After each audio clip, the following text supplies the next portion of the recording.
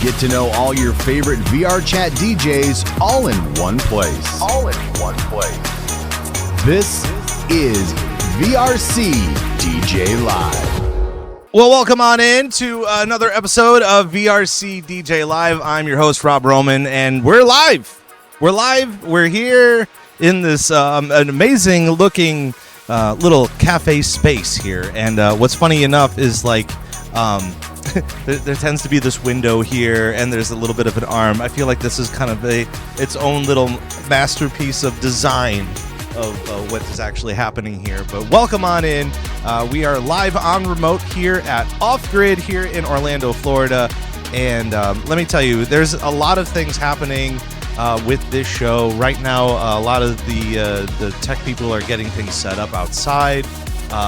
This space inside, while it is massive, probably cannot contain all of the amazing things that is actually happening here tonight during EDC weekend in Orlando. And of course, what's so fascinating about this particular show that we're going to be kind of sitting down with a lot of people that have been bringing up a lot about the show, and a lot of people that have involved a lot of our community in VRChat as well, is just the idea that this is the first ever iteration of Off Grid that they've actually been able to create. And as you could probably hear some of the music going on in the background right now. But not only that, but it has actually sold out. And they sold a good amount of the tickets way ahead of time. I think it was like within 12 minutes of them actually putting together the show that they were able to not only sell a good like 80% of the tickets even before EDC weekend. And a lot of this is, for me to be thinking about this out loud, is so mind-numbing. Just the fact that not only as a community of people that are in virtual reality doing a lot of the DJing and making events and making communities, that not only are a lot of people traveling from all parts of the United States and even outside of the U.S. to come to Electric Daisy Carnival, the festival this weekend in Orlando alone. Just the fact that a lot of the DJs and a lot of the community are getting together just to party. You know, from what I've been hearing so far from a lot of the people that are performing or even coming to the festival this weekend, there's lots of house parties. This is kind of the day one of the many different events that is actually happening here during Electric Daisy Carnival in Orlando as well. So welcome on in. Great to have you here for our second remote of the year, which again surprises me quite intentionally, because I would have never thought about putting together this entire rig and having you guys here in chat to read, as well as having some people here to sit in to discuss a lot of the different things in virtual reality that has been kind of going on. So a lot of it is mind-numbing, and you know what? This is kind of the reason why we've been getting together to do VRC DJ Live, is to be able to break it all down for you and get you an idea of what we're doing here and how much of a process it takes to put together these big shows, but also be able to showcase everybody that we've got in here as well. So glad to have everyone here. I can't wait for the future to get some much cooler lighting. There were some really awesome lights because again, strange enough, where we're at in this building, they have their own like podcast room. This is a podcast room with some like soundproofing and some other lighting elements surrounding us here that we would have loved to use. I think they're ending up using them outside for more visuals as far as putting things together, but it's glad to have everybody here, and we were just getting a couple of people kind of walking their ways around to kind of scope the scene and see who we can kind of grab to come in to sit down and talk to everybody on the show. But a very fantastic weekend for a lot of different events going on, and for those people in VRChat as well, they're doing a lot of various events in virtual reality, as well as not only here on the East Coast, but of course, if you're already headed out to California for ShelterCon, I really wish that we had a crack team to be able to go out there to do live remote footage from ShelterCon as well. But who knows? Maybe we'll be able to see it again next year. Maybe we'll be able to get out there to kind of represent. So once again, welcome on in. We're going to be sitting here being live up until about 8:30 on the East Coast. Again, trying to find more people to come in. Again, the show doesn't start till 8:30, so being able to bring in some of the top talent and the top people that are coming into the show to watch the show and be a part of the show It's all very fascinating to me. And for those people at home, they're not quite sure what is happening right now. Again, Electric Daisy Carnival, otherwise known as EDC, here in Orlando all weekend, just a stone's throw away from where we're at right now. But what's so fascinating to me, and the things that I have been thinking a lot about on a personal level compared to what we're thinking about here on the show, is just the fact that over the vast 5 years or so, 5 or 6 years that we've been doing virtual reality DJing, and the communities that we've been building, and all that sort of stuff, people are either fascinated in just DJing as a hobby, or they're fascinated in learning about the business and trying to grow the business and trying to explore outside of the realms of just being able to either A, perform in their bedrooms, or B, just being able to take over something as simple as a coffee bar, if at all anything. But also trying to figure out better business with it as well. I think a lot of people in virtual reality, they take for granted that we have it all for free. You can make avatars for free. You can make worlds for free. You could generate communities for free, as well as like make events for free.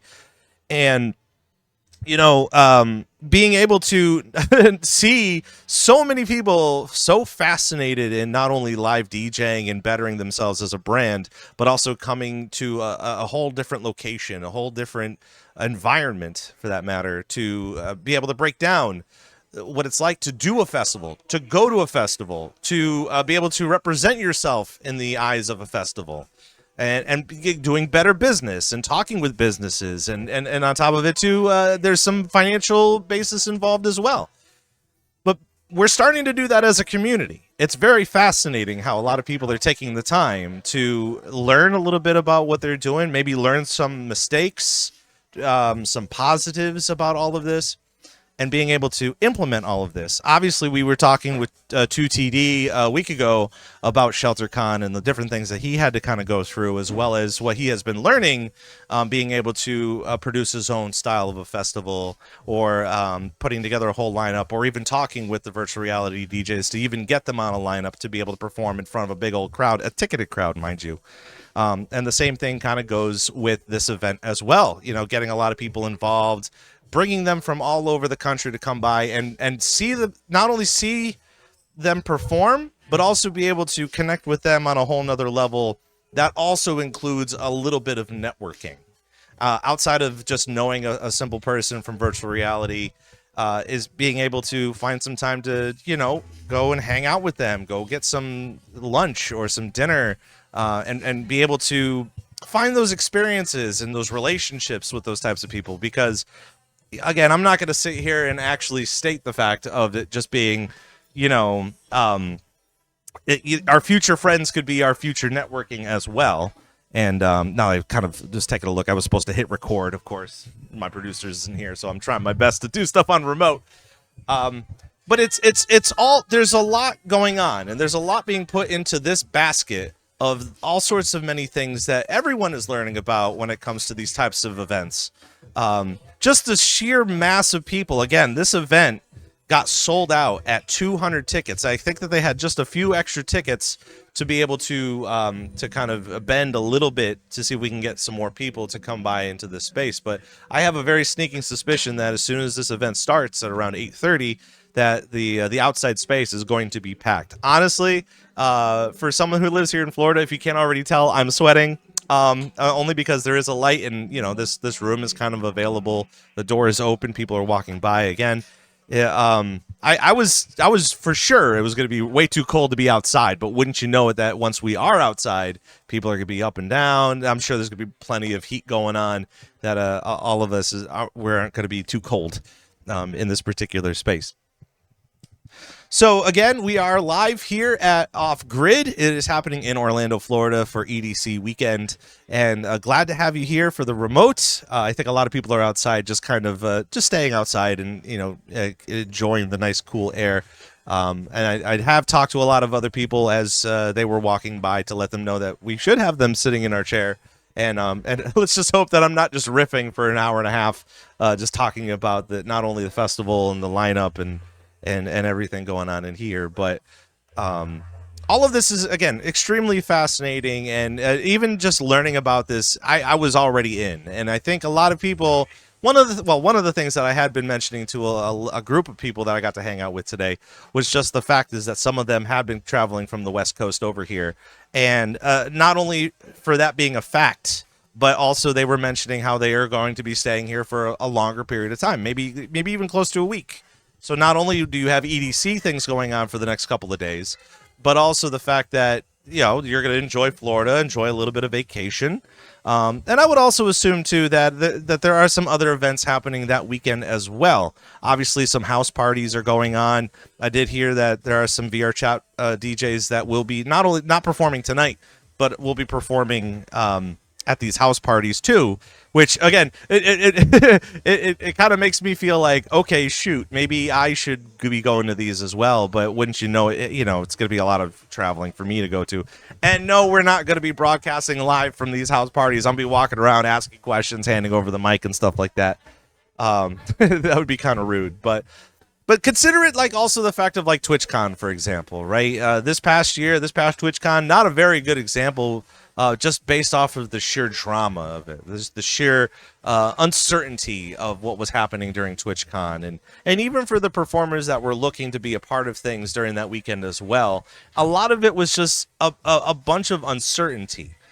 For this event here, the certainty is that there is a big festival going on, and if you've already purchased your ticket to go to that festival, then you're going to probably spend all weekend there anyway, just partying, having a good time, commingling with everybody in your communities as well. But those people in the communities also love to break down what it's like to perform, what it's like to, be able to be in that space, and not really set it up as a hopes and dreams thing of being able to perform for EDC, but also being able to hone your own skills within the comfort of your community.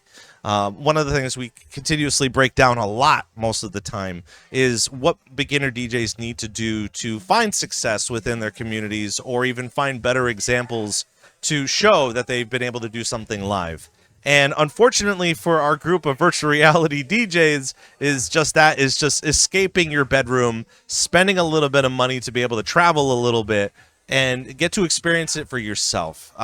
Some really good examples of EDC too is, let's just say there's a bunch of people that haven't been to festivals before. This is their opportunity to not only go to a brand new place, but be able to explore some of the DJs or the acts that they've never heard live before, or be able to see them perform before.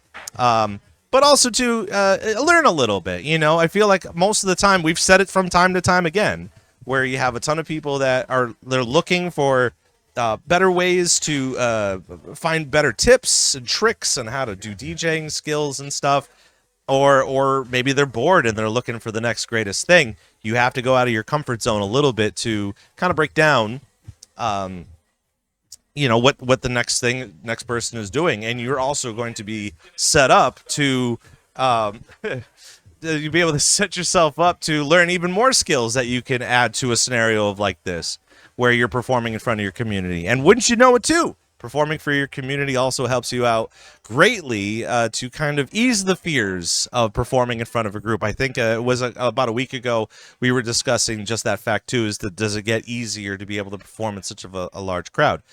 While you may be up there performing and realizing that there's 200 people watching you, might be a little scary, but at the same time, when you're kind of in the zone and you're focused in on the craft and your skill and what you want to do, you're not focused too much on the crowd itself, because they're going to be out there having a good time regardless. And that's just kind of how all of this is kind of set up as well. So again, welcome on in. It's VRCDJLIVE, and we're here at Off Grid in Orlando, Florida. And we have a lot of people outside, right? They're outside enjoying themselves. Oh, good. Okay. Yeah. Well, if you see anybody that wants to sit in and talk on the show, yeah, we got the seat right here, and that'd be cool. I'd like that. So that's the thing about doing a live show, is that it's not a matter of me just being in a little closet. I mean, this doesn't seem like quite a little bit of a closet, but there's a door. It's funny. What you can't see is people are walking past, and they're just like, they got their phones, and they're just like, hey, you want to sit in now? All right, yeah, get ready and then come on in. A lot of people are just kind of they're zooming on by with their phones, and they're just like, look at this guy in here, and he's doing a thing, and he's broadcasting, and he's talking to people. So But that's just the thing too. Is it's most of the time when it comes to these types of events, is we would love to do a sort of a podcast scenario even during the event that's going on, but it kind of takes away from the actual event itself. And it's fun for a lot of us because we get to see a lot of the behind the scenes stuff as people are starting to constantly post up posters, and the security right now is getting ready to bring in some more people. They'll be able to scan some tickets. Not really sure when the doors open. I know the show starts at 8:30. But it's a good opportunity to be able to see that right now the DJs are testing their music and having them be able to do that comfortably. But wouldn't you know it too, is that once they're all done, they're probably going to shuffle their way in here to be like, okay, we're going to do a little bit of chatting. But of course, as we do love to fill for time, we also kind of want to continue to break down a lot of the different things within our community is doing, especially even discussing the things that we've got coming up too. I think a lot of people, especially for me, been kind of taking a look at the date and the fact that it is November 6th. I'm already upset that it's November. You know, I can't believe October is finally over. But wouldn't you believe it, in just a few more weeks, we have Thanksgiving leading into the holidays, which will also lead into Christmas time and then the end of the year. Also kind of getting a little bit more shift and focus on what is happening in 2026 as well. Being able to kind of put a ribbon on 2025 and just be able to break down everything that we've been doing this year has been quite delightful, but we also are constantly looking ahead into the future and the things that we can proactively do. When it comes to these types of live events too, I want to be able to also kind of showcase a focus on a lot of the things that our community is proactively doing and the things that they want to do in the future when it comes to these IRL events. I don't know if that's something we have to set up a panel for, or some sort of a convention, or some sort of a talk.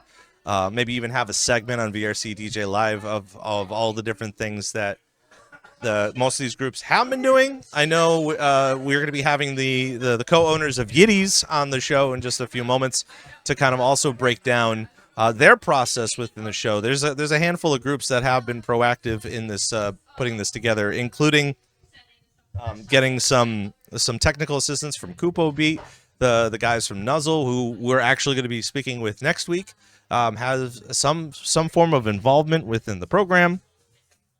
And just being able to get together as a community to be able to break all this down. But it's complicated because while it seems like we all want to succeed and we all want to do some really fun things, we all have to kind of work together to be able to accomplish that goal. And one of the other fun things that I have been seeing, especially for this event, is just the fact that there's just so much community outreach. A lot of people are just like, sure, it's not even just a matter of people wanting to go to EDC. Actually, even coming up for Off-Grid today, there have been a lot of people, because it's sold out, they're trying to resell their tickets, and people are fighting in Discords to see if they can't spend even more money to come out to the show because of so much hype that is happening within this program. Whew. So where did this year go? Exactly. And just kind of taking a look, I feel like most of the time when we're proactively trying to do things in virtual reality or make content or wanting to hang out more, we do want to hyper focus in on our futures and the things that we are proactively looking to get done.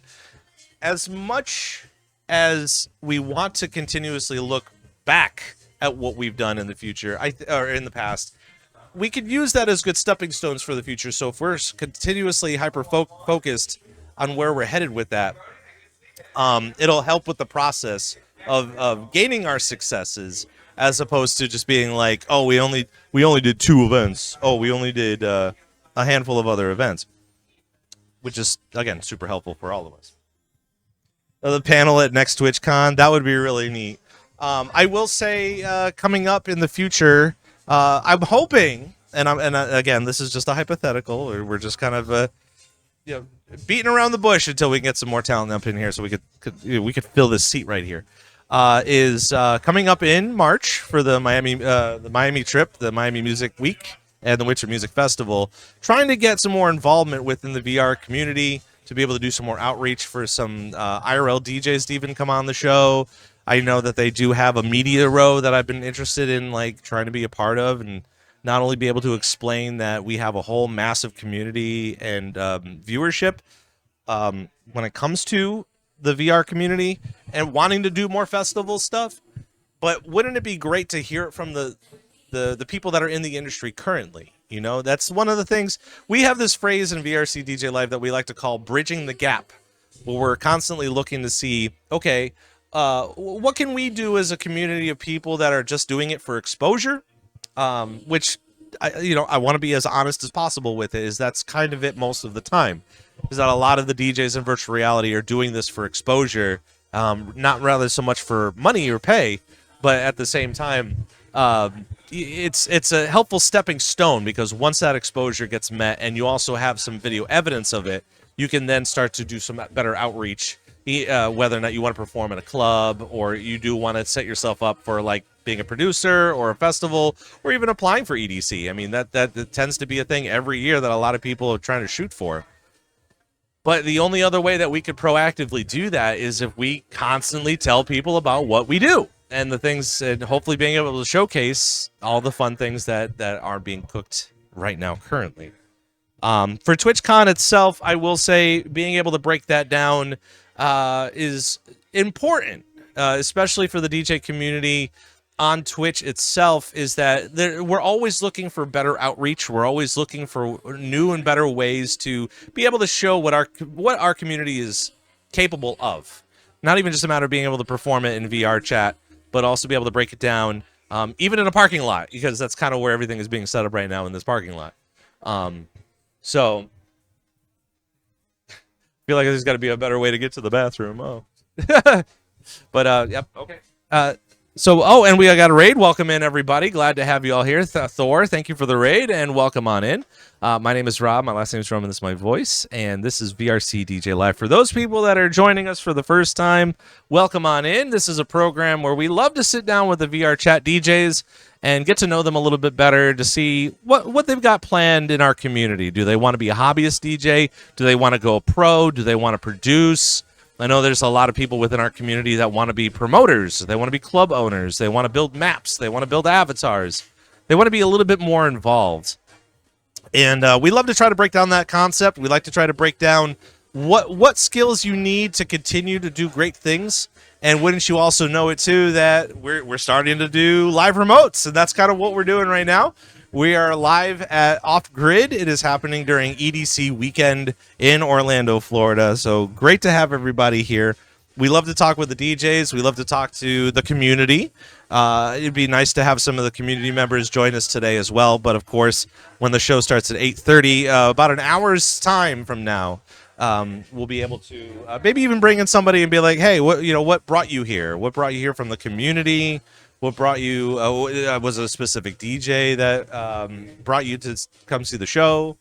And on top of it, too, one of the other things that I've been trying to figure out and learn a little bit more about, too, is the fact that there's so many DJs and there's so many people in our community from Central Florida in general that are looking to expand their reach, and they want to do more shows and go to shows and perform more.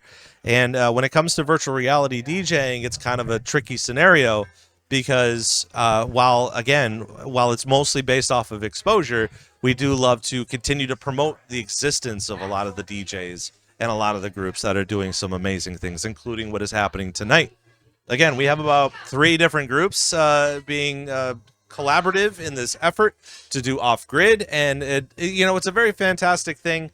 I know for me and my team, we do Dead Man's Party during TwitchCon, where it just involves a lot of the Twitch DJs, a lot of the VRChat DJs to come in and perform, but also give them a little bit more outreach and have some more members of our community come in and explore, enjoy some new music, and be a part of our local community scene that's also feeding into the festival scene this weekend as well. So again, it's a live show. We're right now, we're just kind of chilling, waiting for our first guest to show up, and hopefully we'll get some people to kind of swing on by and continue to talk about Off Grid and the process that is going on in here. It feels so lonely that we just have, it would be nice to have a co-chair here, besides the fact that it is just a second chair. It is just a chair. Giving the microphone to the chair can't say anything at the same time. But again, it's a live show, so right now we're just kind of breaking down what 2025 meant for a lot of people this year. Obviously, we got a whole month to plan ahead for the Christmas time and even for New Year's. And again, I can't even fathom what the timeline's kind of looking like for events happening for this weekend alone. But having people engaged and part of our community too, and let alone what is happening out in California over at ShelterCon as well, is beyond me. The fact that we have 2 VRChat events happening in the United States at the exact same time, especially during EDC weekend, is amazing. And I would love to have it every week. You know, that would be a really fun process to have. But of course, you know, all of this is super important for our community and the community's outreach moving forward. So we do welcome you here. And unfortunately for you, if you want to come out to Off Grid, it is a sold out event. They were able to manage to, I believe they sold out officially maybe about 2 months ago, give or take. The community is just that strong and so vast. So getting them a little bit more involved is super great to be able to see all of that. But being able to break it down is also super important when it comes to all of this. So again, great to have everybody in chat. It is a live program. We're sitting here and we're getting ready. A lot of moving and shaking going on for the holiday season as well. For I'm sure we've been kind of constantly talking about the whole idea of playing Christmas tunes before Christmas and the holidays. Nobody's really sure quite yet when that's going to be happening. But at the same time, too, I'm really hoping for some really good success for this weekend at EDC. A lot of people have been sharing their videos on TikTok. A lot of people have been showcasing the stage that's currently being set up or has been set up already. The lineup, again, is just vast with all sorts of people. And from what I heard too, EDC still has tickets. So if you are in the Orlando area and you are looking to go to a wonderful show this weekend, you can still, it's like 95% sold out. So feel free that if you're in the area, go check that out as well. But again, too, you know, we talk about it time to time where people are traveling. People are traveling to specific shows. People are traveling to gain these types of experiences. And what's so interesting about that is we constantly feed in virtual reality over the fact that you can just sit at home and be in the comfort of your home and being able to see a lot of these live shows just from putting on a virtual reality headset or owning a Power PC, or even just the fact that you could do this now on your iPhone or your Android is still pretty crazy to think about. But even crazier to think about too, that our community is just that large now that is going to require that you have access to almost anything, that you don't have to be going around with an Oculus or packing your luggage with such expensive equipment to sit down and, you know, DJ with your headset on. But more importantly, too, is that we have to continue to do that outreach. You know, we have to continue to constantly showcase what we're doing in virtual reality and being able to be. I don't want to say 100% professional with it. I know most of the time when you do have some DJs in virtual reality, they want to be a hobbyist and they want to do it as a hobby. But I also want to feel like, you know, you can get the bug from a lot of this, where you can get to experience what it's like to have the limelight and be able to put on shows like Off Grid right now, or maybe even ShelterCon as well. And also trying to understand the business aspect of it too. I know a lot of people from time to time, they're thinking about VRChat and they're just like, oh, there's got to be money involved, or it costs some money to have VRC Plus, or just be a little bit more engaged with that. But honestly, you feed into it as much as you want to feed into it. And there's a lot of our community that is starting to learn more about that process of better business. They're learning the process of, do they want to be a club owner? Do they want to be a promoter? Do they want to host events constantly like this?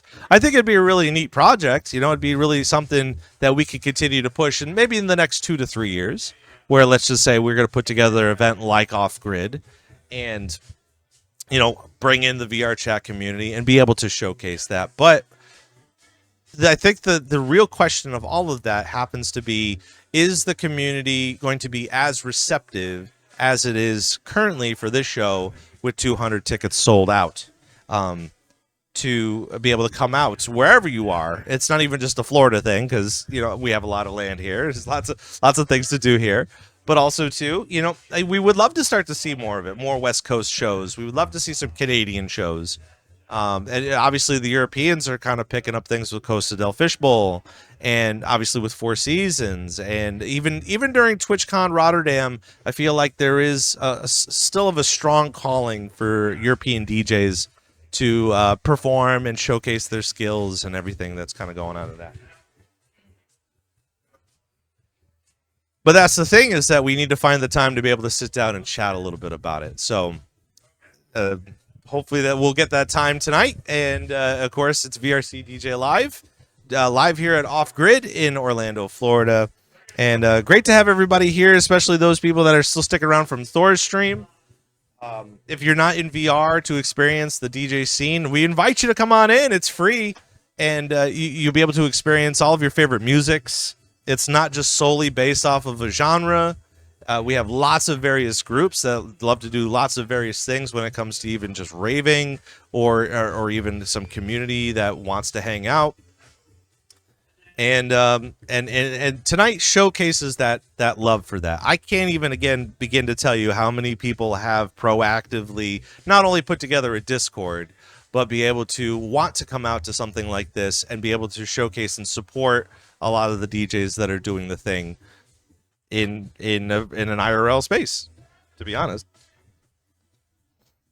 IRL VR events en masse would be wild.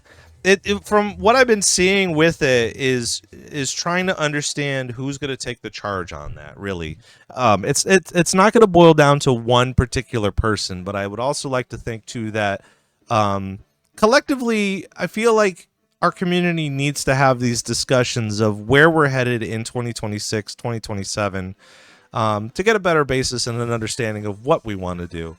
It seems like such a taboo thing. It seems like such a niche thing. I think most of the time it does boil down to how much money influence that you kind of have compared to how much money that you're looking to spend to be able to come out to events like this. And hey, how's it going? Yeah. Kind of do a passerby, but welcome on in. We got some people just walking by, of course, and we're doing a live show here. It's really nice. But also, too, again, we got a lot of people that are wanting those experiences. There's something that we were kind of talking a little bit about with the Miami trip that we're looking to plan in March of 2026. And what's so interesting about this particular concept, I want to be able to talk about it on the program, but also kind of break it down, is like, these experiences are one of a kind. And last year, well, in the March of 2025 at the Winter Music Conference, we keep talking a lot about this on this program in my personal life. But I got to experience a lot of parties and a lot of DJs outside of their environment of being able to perform on the big stage at Ultra. And I was not jealous by any means that I didn't have a ticket to Ultra this past year, because I feel like within a festival, you have all of the different things, such as, the oversized crowds, long lines for the bathroom, finding money to like eat or get water, or finding a quiet space to relax, and also trying to figure out where you're standing in the crowd when you want to see your favorite DJ perform. But Ultra also kind of puts on this big old thing where I don't know if there's like two different events going on. I'm just hearing some more stuff. Ultra's got this weird thing where it's just like they also broadcast their show somewhere on the internet, whether it be their website or on YouTube or whatever. So you could still find ways to watch what is going on at Ultra without actually going to Ultra. And there are moments in time where you're sitting there and you're watching the show and you're sitting going, man, I would have loved to see this live. I would have loved to be in that crowd. Or I think for those people that know the area, and that was at Bayfront Park in Miami, they have a lot of hotels in that area that are literally up to like 30 floors. So if you were to spend some extra money to get that higher floor to be able to look out from your patio, I would say spend your money on that rather than the ticket to go see the show. But it depends on the flavor of what you're looking to do. If you want to be more involved with that scene, then by all means go and do that. But there's a lot of people that also take comfort of just being in the background, being like, okay, being able to explore that kind of a concept. But that's the thing, though, is like, if you don't proactively go out to see Ultra, if you don't proactively say, hey, I want to better myself as a DJ, and I'm looking to find better ways to communicate, then I would say either go to the show, be able to see what those other DJs are doing or how they're doing it, kind of take some notes, jot it down on your phone or a notepad, or take the time and watch the live stream and just say, you know what, we're going to be a little bit more involved. I like the way that this person is DJing, or get to know them a little bit better. But there's also a sense of like jealousy, in my opinion. Like, I've always kind of known that you got to take advantage of the scene that you have currently. In this particular case, while there are 200 tickets sold for this event off grid here in Orlando, most to all those 200 people will be spending their weekend at EDC Orlando, partying, going to see the DJs, getting that experience. Not even just a matter of them being young. It's just a matter of getting that experience and being able to, be able to say that, hey, I was able to go, but also be able to support some of the local DJs from VRChat as well in the scene that we have. And I want to be able to kind of break that down going into 2026 in general, because we're starting to get that, in virtual reality right now. We're doing things for free. We're setting up worlds. We're setting up events. I'm not saying that people that are doing that are getting bored. We hear it from time to time. People are saying that, oh, I don't want to be posting events or making events anymore right now. Or at the same time, they're taking a break because of burnout.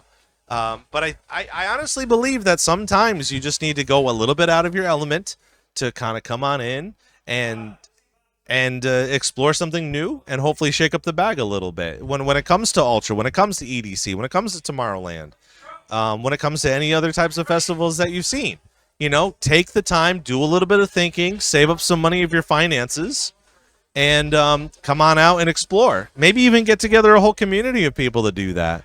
In this particular case, again, 3 whole communities of people are coming out to party, and they've got the parking lot behind this building, and they're just rocking and rolling, obviously testing out the equipment, and they still got a whole hour before the show starts. So I would only assume that the doors will kind of open maybe around 8 o'clock. I know a lot of people are still kind of running around trying to figure out what they're trying to do. And I feel like, I don't want to say there's so many cooks in the kitchen, but, again, when it comes to making events like this, it does take a lot. I'm hoping in 2026 that people start to do that. It's going to be a process that we're going to kind of talk into for the Winter Music Conference going on in Miami at the beginning of 2026. There's a lot of involvement because it doesn't necessarily have to do with the fact that most VRChat DJs or VRChat people in general are coming to the show. It really does kind of boil down to how much networking do you want to do? How much practice do you want to do? What is your end goal of being able to come out? And I feel like for a lot of the performers during Off Grid tonight that's what they're doing. They're doing a little bit of networking. They're doing a little bit of outreach. Outside of the regular 200 people that are coming to the show tonight, who says that some of those 200 people haven't seen all the DJs all at the same time. For me, I'm starting to get to know a little bit more of those DJs and hopefully be able to understand what they've been working on, maybe get them in here to kind of talk a little bit and maybe do some recordings or something like that would be really fun as well. But these are the discussions that we love to continue to talk about, especially on this program, is the fact that everything has kind of started way early, and it has stemmed from the love of DJing or the love of community or the love of raving or maybe even travel, I guess, for the lesser part of the extent on it. But also too that I think people are a little nervous to be able to get out of their shell. I feel like VRChat is quite the safe space, which there's nothing wrong with that. There's being able to have that safe space to come in, perform, learn how to perform, get to know your community, build a community, as well as the many communities that are constantly doing stuff in here. is really great to have them come in and be able to again flex a little bit, and not just flex like as far as money's concerned, but being able to flex in the sense that our community can figure this out. You know, we want to be able to showcase to the world of the different things that we have going on in here. Figure out the portal thing more, but more mobile. What I find so interesting about the portal events too, and we'll get back into the whole conversation about 2026 and doing these IRL events as well, is the portal events have been getting a lot of attention all over the place.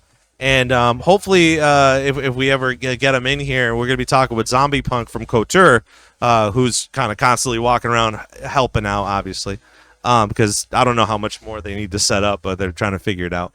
We kind of had that discussion as well of just being like, you know, the portals are becoming such a huge, integral part about what we do, and everybody is so excited about it, but people are still fearful about technology, and they're still so fearful about what virtual reality could be.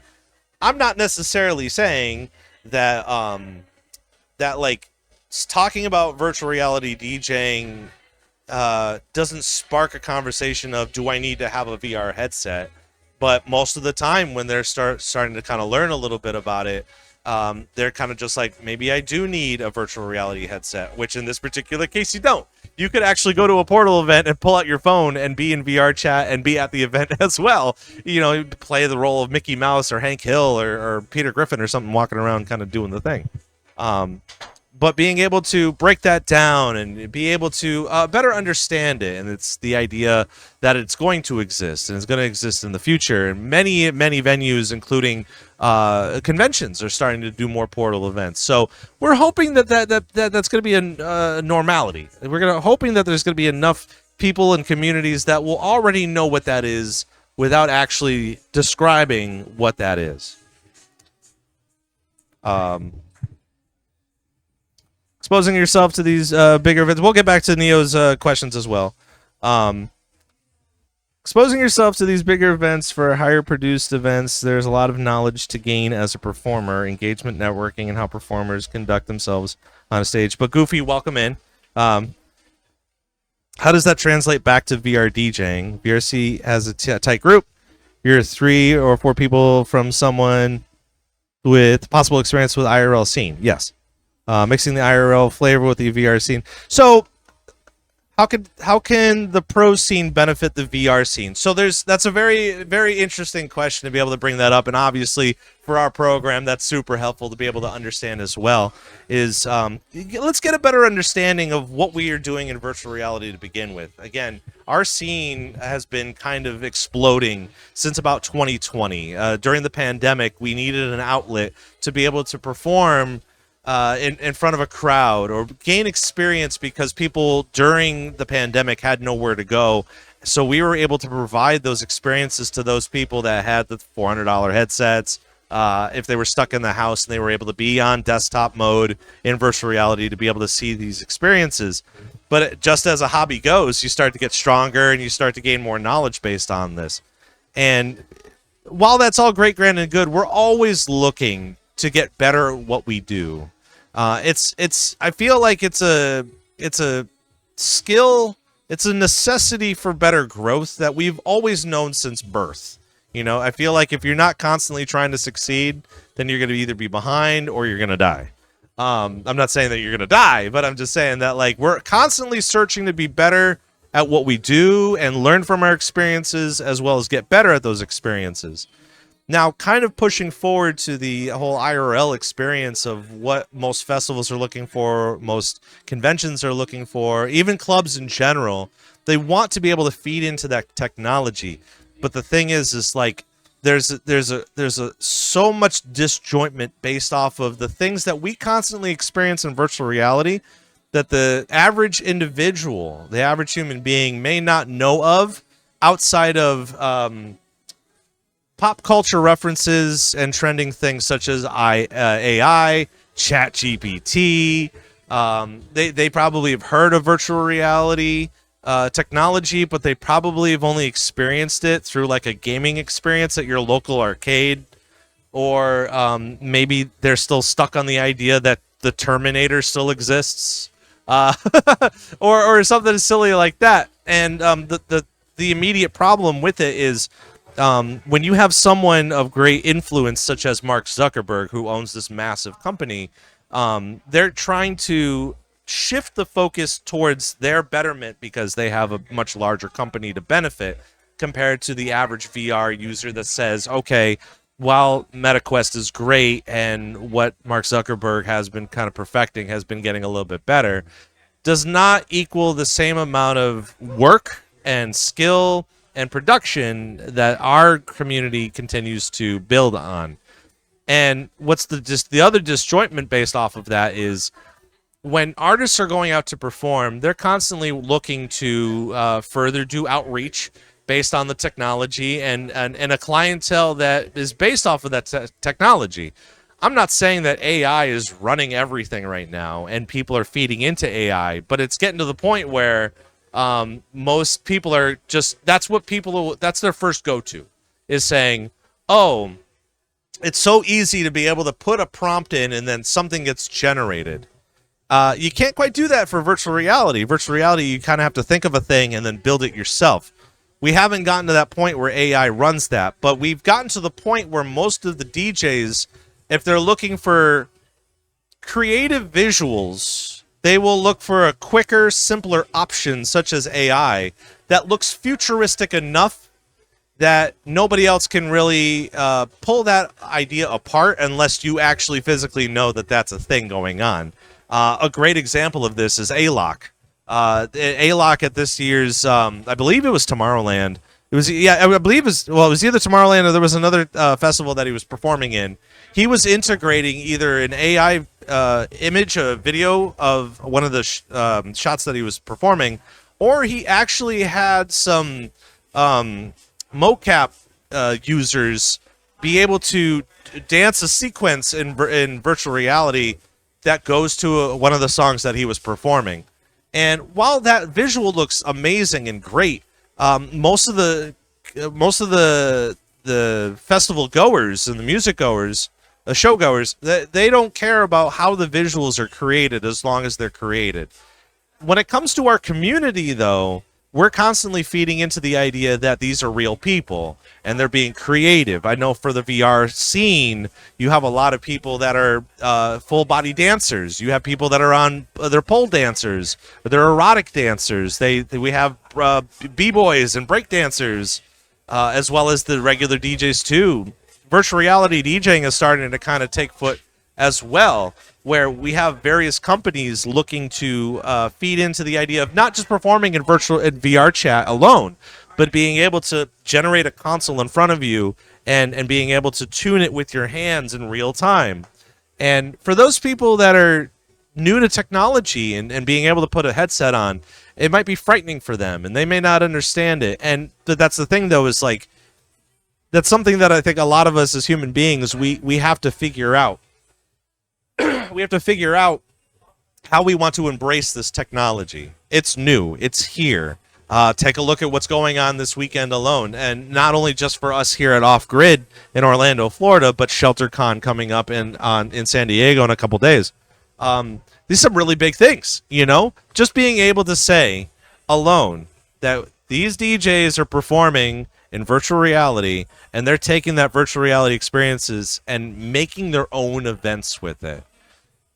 The immediate first question is, it's not, well, the first thought is, well, they must be pretty good to be able to do that by themselves.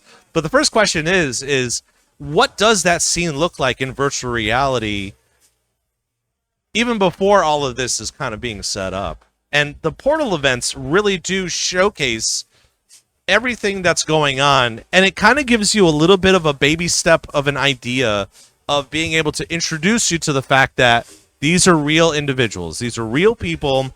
They're not just NPCs, and you're able to communicate with them and be able to share that experience with them just as if you were going to go to a real show to explore that sort of thing. Now, hopefully that answered your question. It's kind of an advanced question that we're trying to get a better basis on and a better understanding, because while we want to continue to bridge the gap, and we talk about it from time to time too, that you do have a lot of virtual reality DJs that want to just do hobby work. They don't want to be a professional with it. But there are some people that genuinely don't know how to bridge the gap between being a hobbyist to want to be a professional or even do better outreach. I know we've had a couple of guests on the show recently of trying to understand how to produce their music and be able to push that production out to the right people. Yeah, come on in.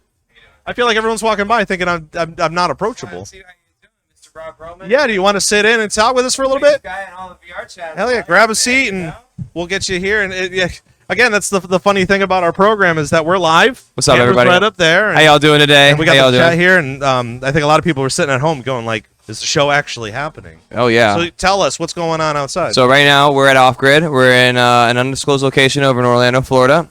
We ran out this entire venue. I'm just one of the guys that's helping out with Yiddies and introduce everything. yourself a little bit. I go by the name of Activate. Okay, what do you do in VR? Oh, I run 2.0, the virtual reality concert series. Okay. I run basically all of the rap concerts and do a lot of the basically forefront the entire VRChat rap music scene. You know what I mean? You know, without breaking it down, I know that either you or one of someone in your group wants to be on VRCDJLIVE in the future. We got your form. we did reach out to you guys at one point. You know what I mean? What I want to do is while we have you here, I want to break this down because Sure. you're the founder. I'm the owner. Yes. Okay, so wonderful that you're here. Yeah. Second of all, I can't even begin to tell you how massive your group is. I don't know if you recognize it. I know.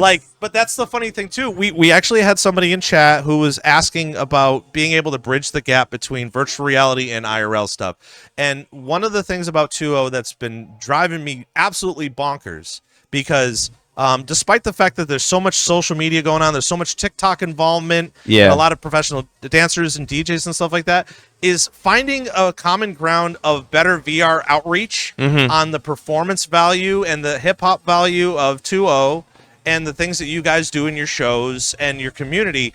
But not only that, but I encourage everybody at home to go check out all of the artists through that community on Spotify. Yes. There is such a massive amount of people out there. So talk to me about that idea of like outreach, how people are starting to find you guys and being able to, let's just say, like they want to bring something to the table. What is something that your community brings? One thing that I've always known and I've always encouraged throughout my entire group is that collaboration is key.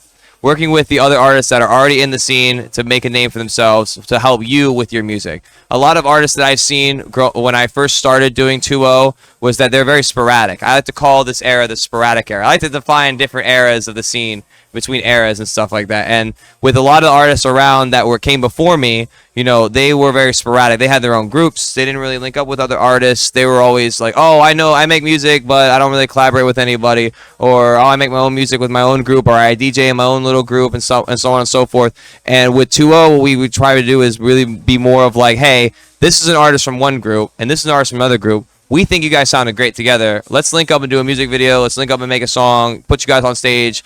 You know what I mean? And it kind of allows people to be more open to being a music artist in VRChat because, you know, right now it's just DJs that run the whole scene right now. And it's not going anywhere anytime soon. But I feel like overall, as time progresses, as more and more artists become prevalent to the scene and everything, you know, it's just more of a numbers game. You know, more people are going to come in, more people are going to make music, more people are going to want to get involved. It's just a snowballing effect. Sure. And so with the outreach and everything, it's really all Instagram and TikTok, to be honest with you. You know, especially with one of my artists that I work with personally. His name is they go by 556 Kurumi.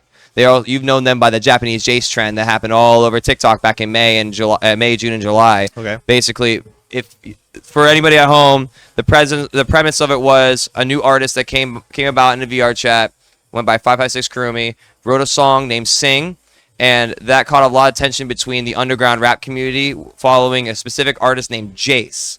And it got to the point where Jace's fans were on Kurumi's comments saying, oh, you sound just like Jace. Oh, welcome back, Jace. Oh, after a 3-year-long hiatus, welcome back. And it got to a point where the real Jace himself, who normally does like Discord concerts and like has his own little group and stuff, a whole little niche cult community, was like, I don't know why my fans keep talking about this guy. I gotta go check him out. And and Jace ended up doing a remix to Kurumi's song "Sing." I think it's called "Heavenly" or something. And in my opinion, at least, it wasn't the best song in the world. He didn't really put a lot of effort into it. Like there's both versions that are on Spotify right now, and I think you know, the community would say we cleared them. There's a term we call in the music business called clearing. It means that a new artist has surpassed the artist that people have compared themselves to. You know what I mean? And I feel like with the outreach that people have on Instagram, it brought like more attention into the VRChat scene. Like right now, we have almost like 300 artists in our community right now. Massive. And that was just all within a span of a year and everything. And I never thought to myself that like doing rap concerts would ever inspire an entire movement of artists and stuff like that. You know what I mean? And you know, we just want to make music and have a good time. You know what I mean? And you know, like we respect you guys as DJs so much for holding the whole scene down and everything. Like, come on, man. Like, you're the DJ for the drinking light, bro. Like, you're the guy, bro. Listen, like when we talk about these things here on the program, I don't want to toot my own horn because there were so many people even before me that inspired me to do the VR DJing. And while they're not with us, not like you know, in body spirit or anything, they're just not in VRChat anymore. You know, people need to recognize them and say, you know, that those people, Miss Stabby is one of them, who's been in here for ages. We keep talking about Aliquim from Resumo. I love Aliquim and Resumo. Yeah, being able to do Resumo is fascinating to me. I keep going back to Czar Potato because Czar Potato was the one who was first starting to stream. That's like OG era. That's what I'm saying. It's like we've never seen that guy in a bajillion years. But, you know, for me to come on the scene and be like, well, I'm Rob Roman's voice and I'm the one that started it all. Yeah. Nah, like it's even funny to me that people come to me afterwards after 6 years of hearing the drinking night thing saying you're a legend. I'm like, I literally haven't done anything past that besides DJing in virtual reality. Just your presence is just forever iconic. You know what I mean? That's how I see it. You know. I appreciate you. And, yeah, totally. But I want to know a little bit about the 300 rappers that you have in your group, the performers in your group. How has it been, and what kind of trying to find out the real good words for it, but what kind of research or data have you been receiving from people that are using their virtual reality avatars as their branding? You know, I've been seeing a lot of people, especially on Spotify too, they've been using pictures of them in their avatars as their covers, their covers for their singles and stuff like that. Has that been helping at all, being able to have better outreach for 2.0, or what's been your takeaway from that? It has for them as an artist. It has as far as the identity-wise, because one thing about us and what separates us from all the other underground rap music scenes, like just overall, is that we're the only ones that utilize VRChat as a platform, as a source of identity. You know what I mean? You compare other rappers outside, even in Orlando, you know, they're just real life people, normal guys, you know, they dress nice clothes, stuff like that. You know what I mean? What makes us different is that we use VRChat. And we use this platform as a measure of identity, and it kind of like helps artists who are more self-conscious about their appearance, or I want to stay anonymous, or I want to be unknown and stuff like that IRL. You know what I mean? It gives them that kind of platform to be like, yeah, I am very comfortable with making music as this artist, even if they use a voice changer. Some people use their real voice and they use a voice changer. I'm all for it because, you know, music is music to my ears. You know what I mean? Sure. And to be honest, it's actually using the voice changer and all that stuff. I mean, it has been done before. Let's be real, but it hasn't gone to a scale where it's been, you know, relative to the underground rap scene. And like people in the underground rap community are already tapping into us. Like we already got people from Hyperpop Daily already tapping into all of our stuff. Very Rare Cinema. Shout out to my boy Heartless, bro. I love you, bro. Everybody at Frontline, love you, Heartless. And they are all connected within the underground rap scene. Like they did the UGC basketball game with like Dave Blunt's Laserdym and you know, Netspend and like, you know, the 6'7" kid. You ever see the kid that does 6'7"? Sure. He was there at the basketball game. So all these underground rap celebrities are all tapping into the VRChat rap scene, and we're kind of like giving them an edge of like saying, hey, listen, like you can do this as like a side project, or you can do this as your main project and bring your fans into a virtual reality spectacle so that they don't have to, you know, wait 1,000 years for you to go on tour. They could just be like, yo, I'm popping in at a concert, You know, it doesn't have to be Right. 2.0 related. You know what I mean? But I'm popping out in VR. Come slide, come hang out. We're doing an album release party or we're doing a concert. You know what I'm saying? And it's so much more immersed and so much more connected versus like going to a concert and going to a rave or going to like any other party or stuff like that. You know what I mean? Yeah, and I was going to ask about that too, because in virtual reality, we do circle back to the whole idea, because everybody that I talk to within VRChat wants to keep that sacred. They want to keep that whole theme of being underground sacred. And while that's really great for, you know, to continue to grow as an artist or a group or something like that, I feel like there is another way to continue that outreach to see if you want to go professional, if you want to do larger events. In this particular case, Off Grid's here. Yes. You know, we're doing stuff live here, and there's many different groups that are involved with that. So where do you kind of see keeping it underground, but also looking to further the successes of not only just the group, but the members that are in it as well? Like mainstream kind of way, like trying to like Sure. evolve in the mainstream. Because again, one of the other things we continue to talk about is like a lot of people that are putting together these types of events, they're starting to learn better business. They're learning about finance. You know, it costs money to do these things. Yes. As well as regular networking. And we talked with Nuzzle after a little while, saying that Jazz was like cold calling a lot of different companies just to kind of come in and be like, hey, can we set up shop and do a pop-up? And that's so hard for a lot of people, especially in a social simulating chat thing. Yeah, like exactly. Not too many people, as much as you want to talk with everybody about it. We're building better business, but there's still a ton of people that want to keep it underground. And even in the case of like the hip hop DJs, or not the hip hop DJs, the hip hop performers in VR, they're kind of susceptible to like TikTok trends. And like even there's a lot of VRChat TikTokers that are either using that music or they're trying to make music videos for that. So do you think that the group in the future is kind of be focusing on that social media aspect as far as the next step? Yep. Our biggest struggle right now in our community is to get the VR chatters, like the normal VR chatters, to understand that we are a part of the community as well. That's our biggest trope, because we're a very new community. Mind you, we've only been doing this for about almost 2 years now.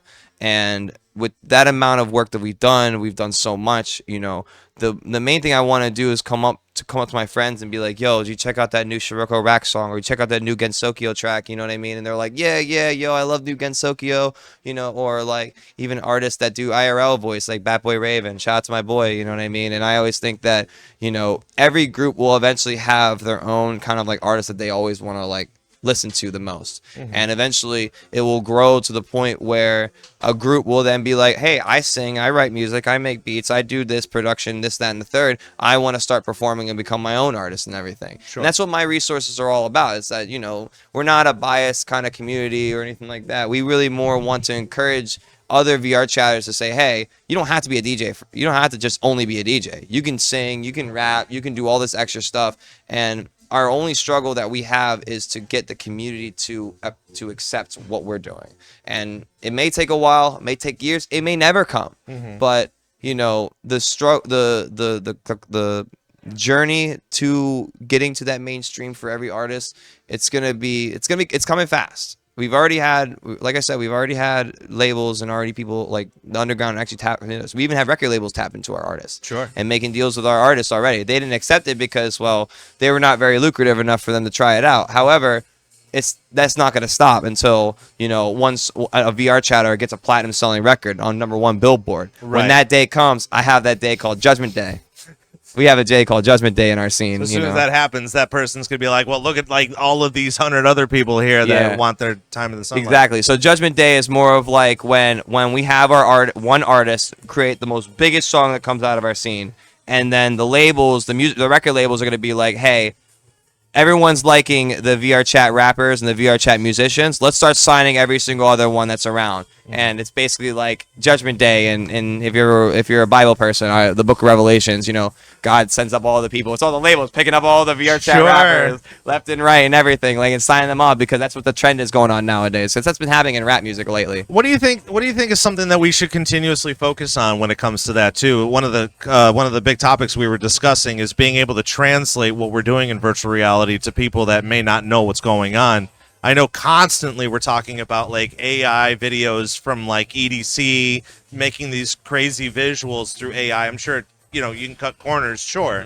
But when we have actual dancers and actual performers and actual like really like 8K textured resolution, everything's in VRChat that we can use to our part of our bank. How can we continue to showcase what we're doing to be able to bridge the gap to those people like that are kind of looking for new technology?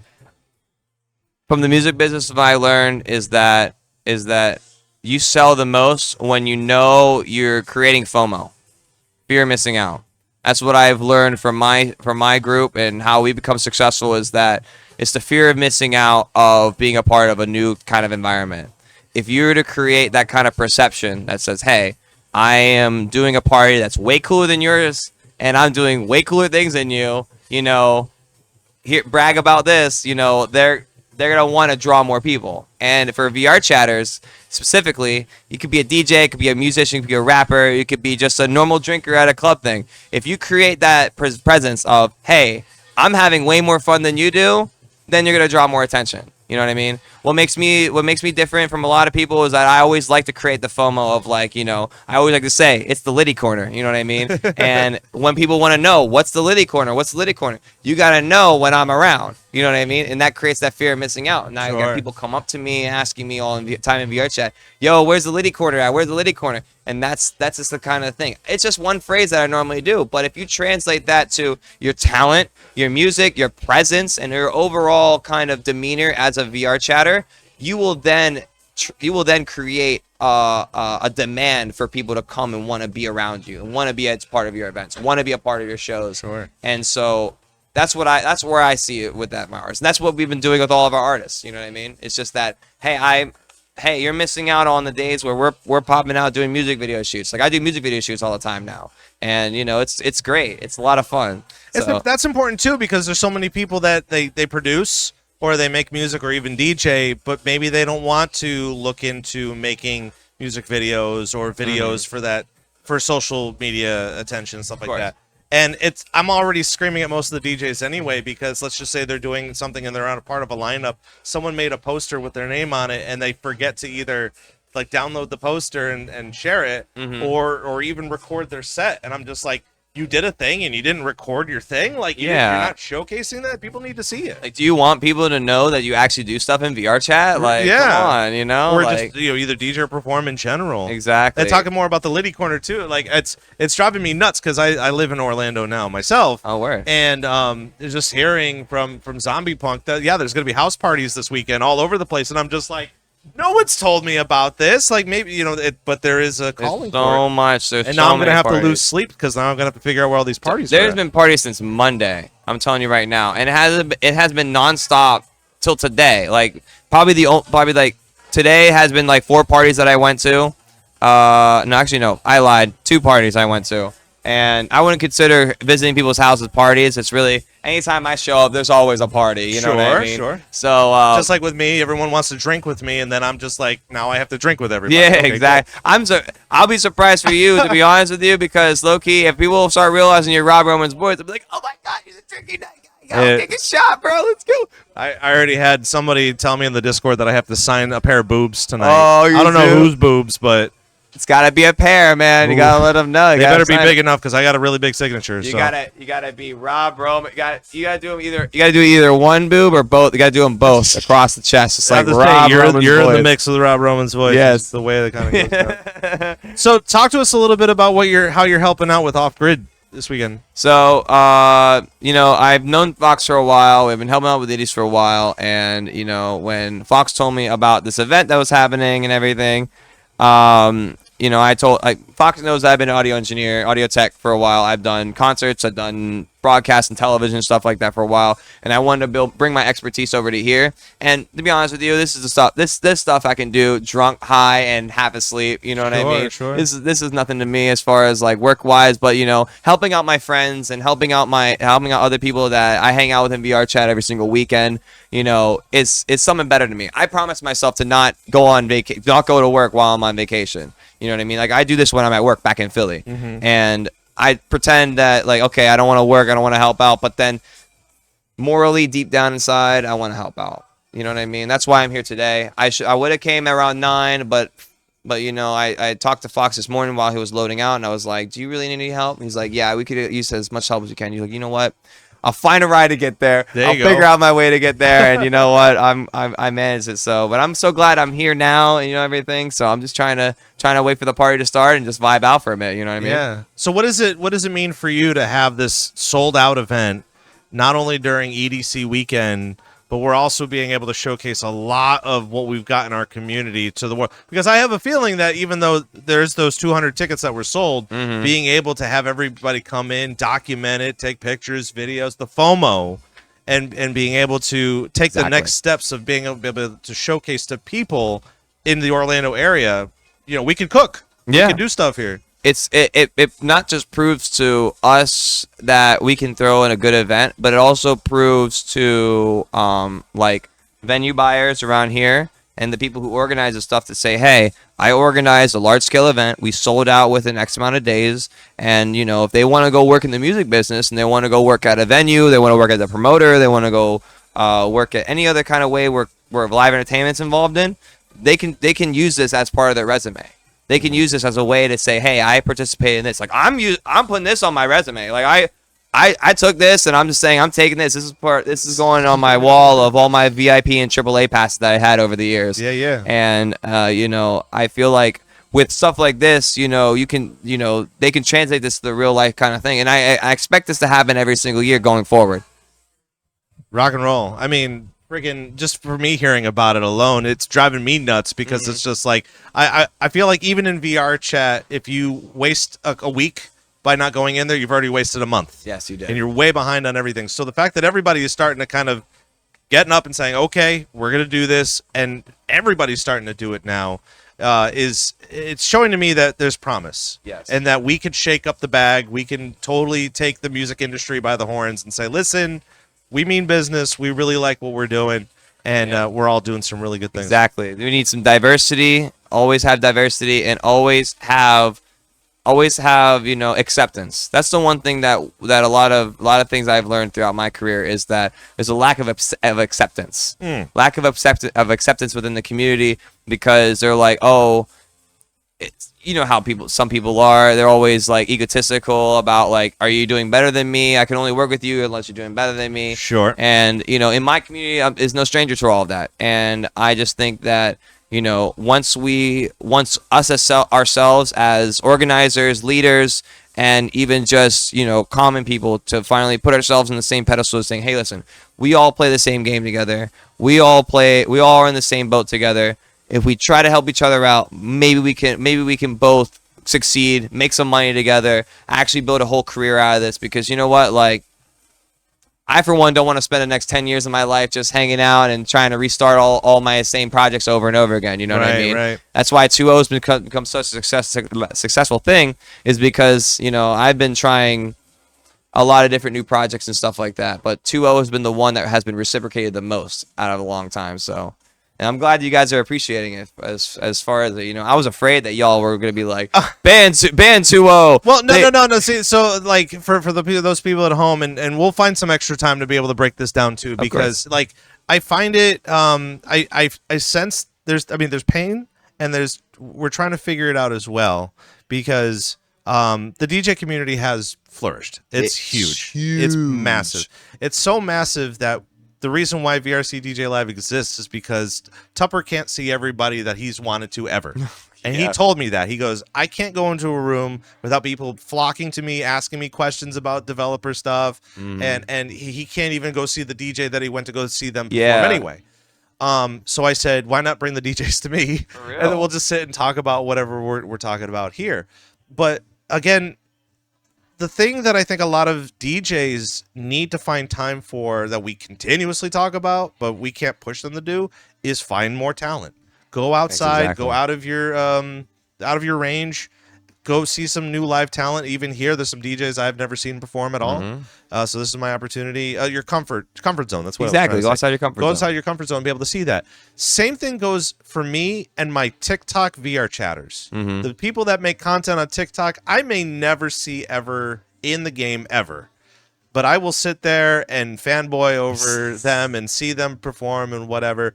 And I can't, again, and maybe I'm stroking your ego a little No, bit, but this is our no. first time meeting. My staff and I spent the better part of maybe 35 minutes kind of going down all the Spotify lists, listening to the tracks, being like, this is a banger, this is a banger. Everyone's talented here. Yeah. Like, what's going on? Who's your favorite so far? I mean, we looked at the list like a couple of weeks ago, Oh, so it's been some okay. time. But like, but that's the thing though. It's just there's just a bunch of names that I just don't know yet. I'll tell you my favorites though. I'll tell you my favorites. My favorites so far right now, I think, who are the best. Obviously, my number one spot will always go to an artist named Hoshino Kata. She's from Japan, and she's been making music with Shiroko Rax and all the Countermeasures Committee. Shout out to Shiroko Rax. I love you, Roko. She blends the Japanese and the English versions, and she recently released an album, the deluxe version of her Japanglish album. If you ever heard of Japanglish, Cool. Probably one of the most iconic songs of our entire scene, and she's amazing. Her voice is so amazing. I would love to have her to check her out, and she's just absolutely just the most adorable person you ever meet in your life. Like, true Japanese kawaii culture mixed with a little trap music is just perfect. And another artist of mine that I love the most, I love my friend Natsuki9, Doki World. Shout out Doki World. Another one, and then of course I love Gensokyo. Gensokyo is one of my favorites. The whole group Gensokyo, Ramilia Bands, Flandre, Aya Stacks, fucking, there's like hella people out. Sawakanim, I love Sawakanim so much. They're almost. If you ever get to see these people like in VRChat, whenever you're coming to my concerts, I want to invite you to come to my concerts next time, and I want to introduce you to those. They're like the most adorable trappers you'll ever meet in your life. Like, they talk like they're real, like from the streets, but like with the anime girl voice. So it's like you want to test their gangsta, but it's so hard. It's so funny because like they have they like little anime girls. You know what I mean? He's like, and but they're all so very talented people. They do about 10,000 plus streams per month on Spotify. These guys are going absolutely bonkers, and it makes me feel like I don't want to feel like I'm directly responsible, but it's more about like I'm glad that I provided a platform for them so that they can actually be, connected to their fans. Sure. And everything. And kind of going back to what you were saying is we want to be able to direct the attention to everyone in your community that continues to push the limit on that and be able to showcase the betterment of VRChat and the scene for hip hop and rap and stuff like that as well. It's going to be tough because while there is an immediate focus on the DJs, and there have been moments where it can be difficult to be like, it's hard to go up against the DJs. And I promise you this too. There was a time in my career I had to let it go, but I was kind of worried because anybody can buy a Flex 4. Yeah. Anybody can get in. You can leave that open. That's fine. Or Whatever. yeah, that's fine. Just leave it open. That's fine. Yeah. It closes the I love this place. And I had to kind of get over the fact that people wanted to try. And then you had a bunch of people saying their debut DJs, and they got 80 people in their debut DJ. And the rest of the DJs are all like, man, I can't even get 10 to 15 people at my set. And then all of a sudden there's like 80 people here. Yeah. So there was a part of me that's just like upset with that. Yeah. And the fact that everybody wants to be a DJ. And it can be just as simple as getting something like that and kind of doing a thing. It's not so simple to be doing hip hop and rap, especially when you're starting off very small. So I can see where a little bit, I don't want to say the hate's such a strong word, but like, oh no, we do get hate. I can see, well, no, just hating the DJs. Oh, well, hating the DJs. Yeah, because of the fact that it is quite a thing that's happening. And honestly, too, there's so many DJs that there's so much burnout. Yeah. And we constantly talk about the burnout. So being able to showcase your community and the DJs too is not the DJs, the hip hop artists, can be a little difficult too, because depending on where you're from, you may not constantly be in that scene or enjoy that format. So for us to kind of break it down and be able to not only showcase it to the format, to the demographic that you guys should want to bring up, but be able to showcase what's going on too and how much more you can get involved with that. Yeah. I feel like for me personally, I did used to DJ when I first started playing VRChat. I understand exactly how the scene went.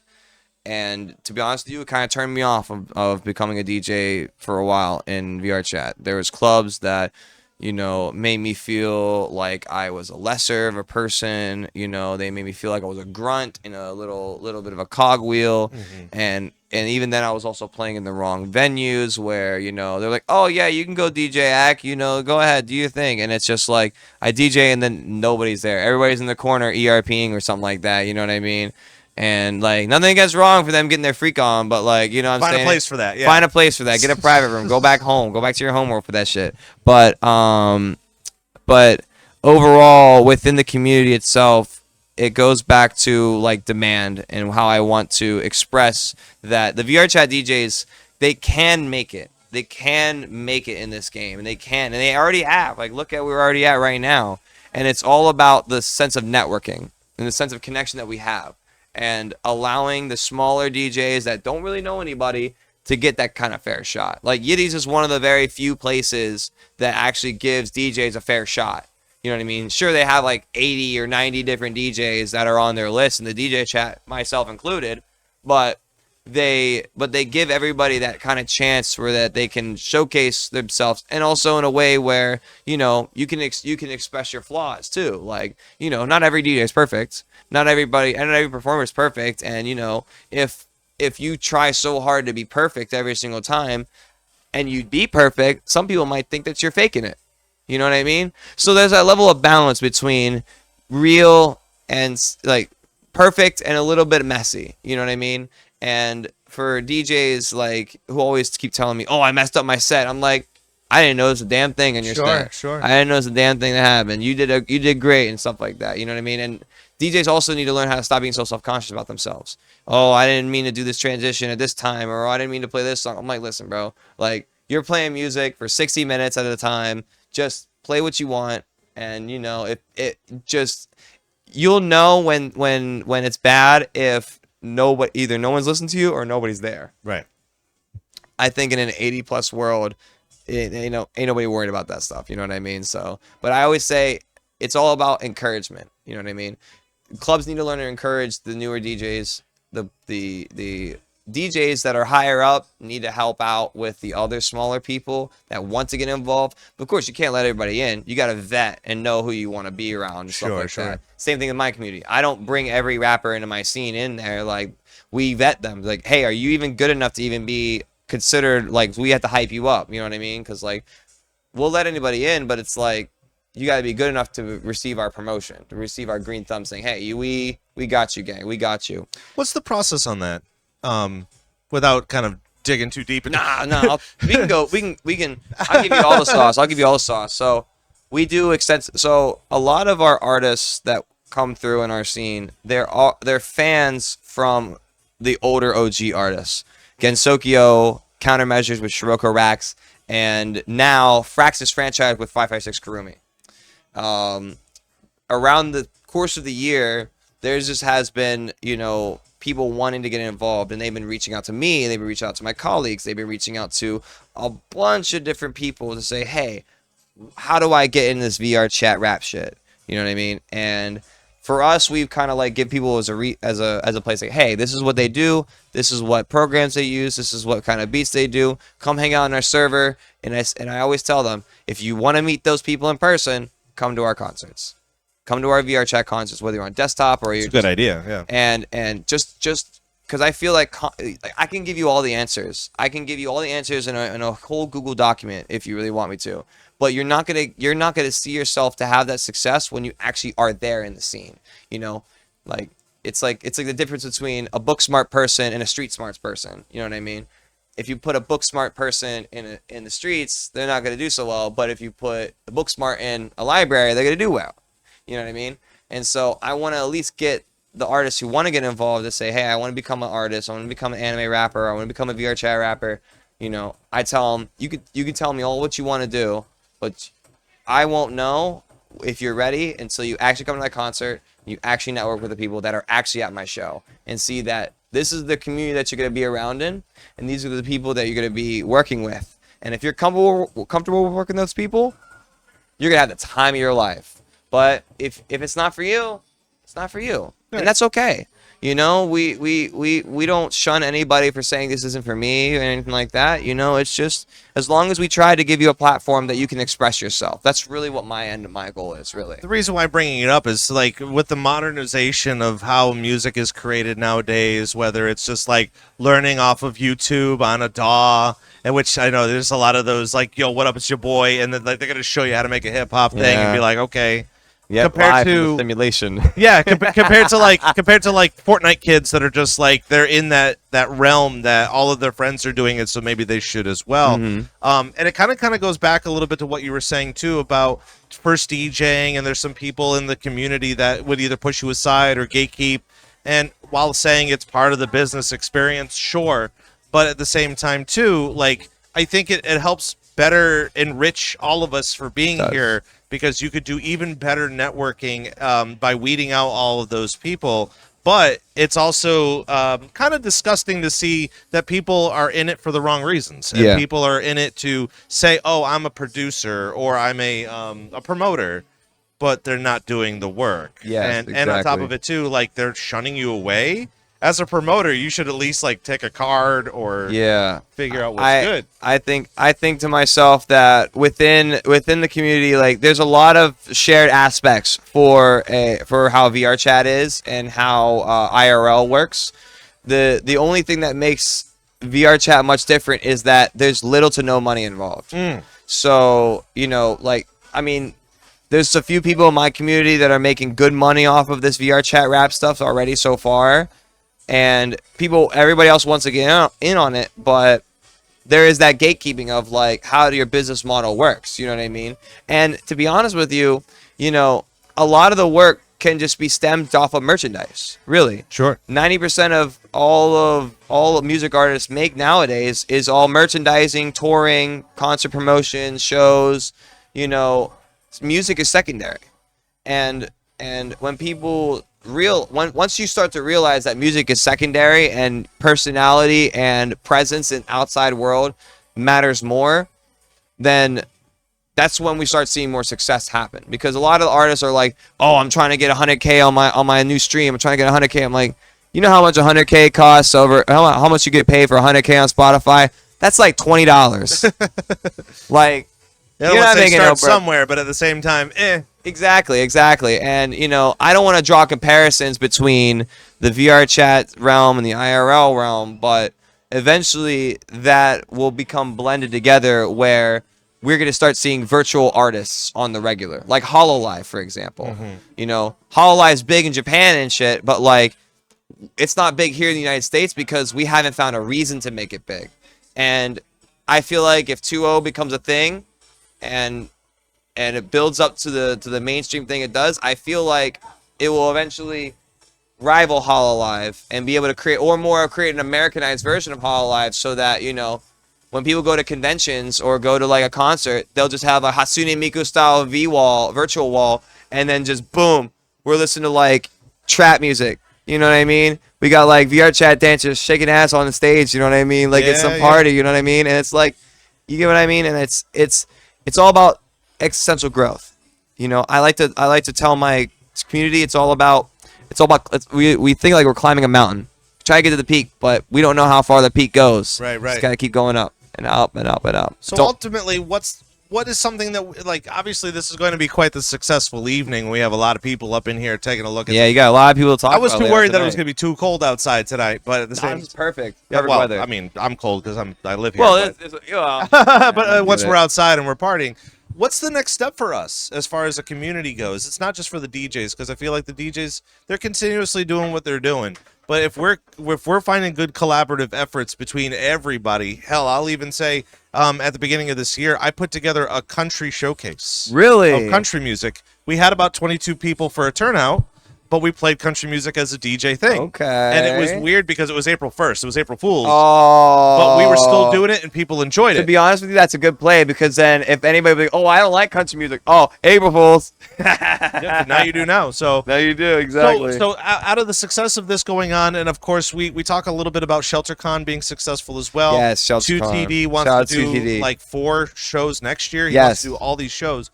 How can we continue to like make this successful for all of us and do better outreach for all of us? A tour. A tour. A tour. Okay. We would have different, like VRChat, there's people all over the fucking country and all over the world, right?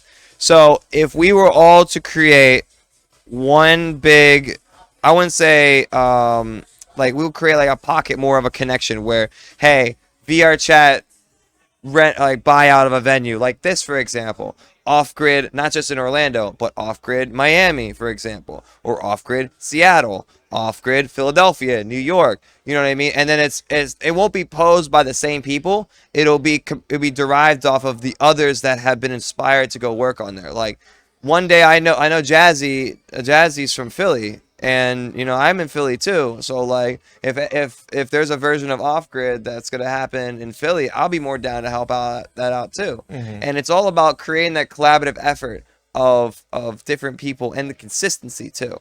You know what I mean? And if we were to create some sort of tour like this, where it's like VRChat DJs from all over the world going from one place to another. You know what I mean? Or just like, hey, we got VRChat DJs from this place flying over to Seattle for Off-Grid Seattle. Or we got all these DJs flying in for Off-Grid Nashville. You know what I mean? Creating that kind of tour element, which then would create much more of a connection, which then will bring more people in.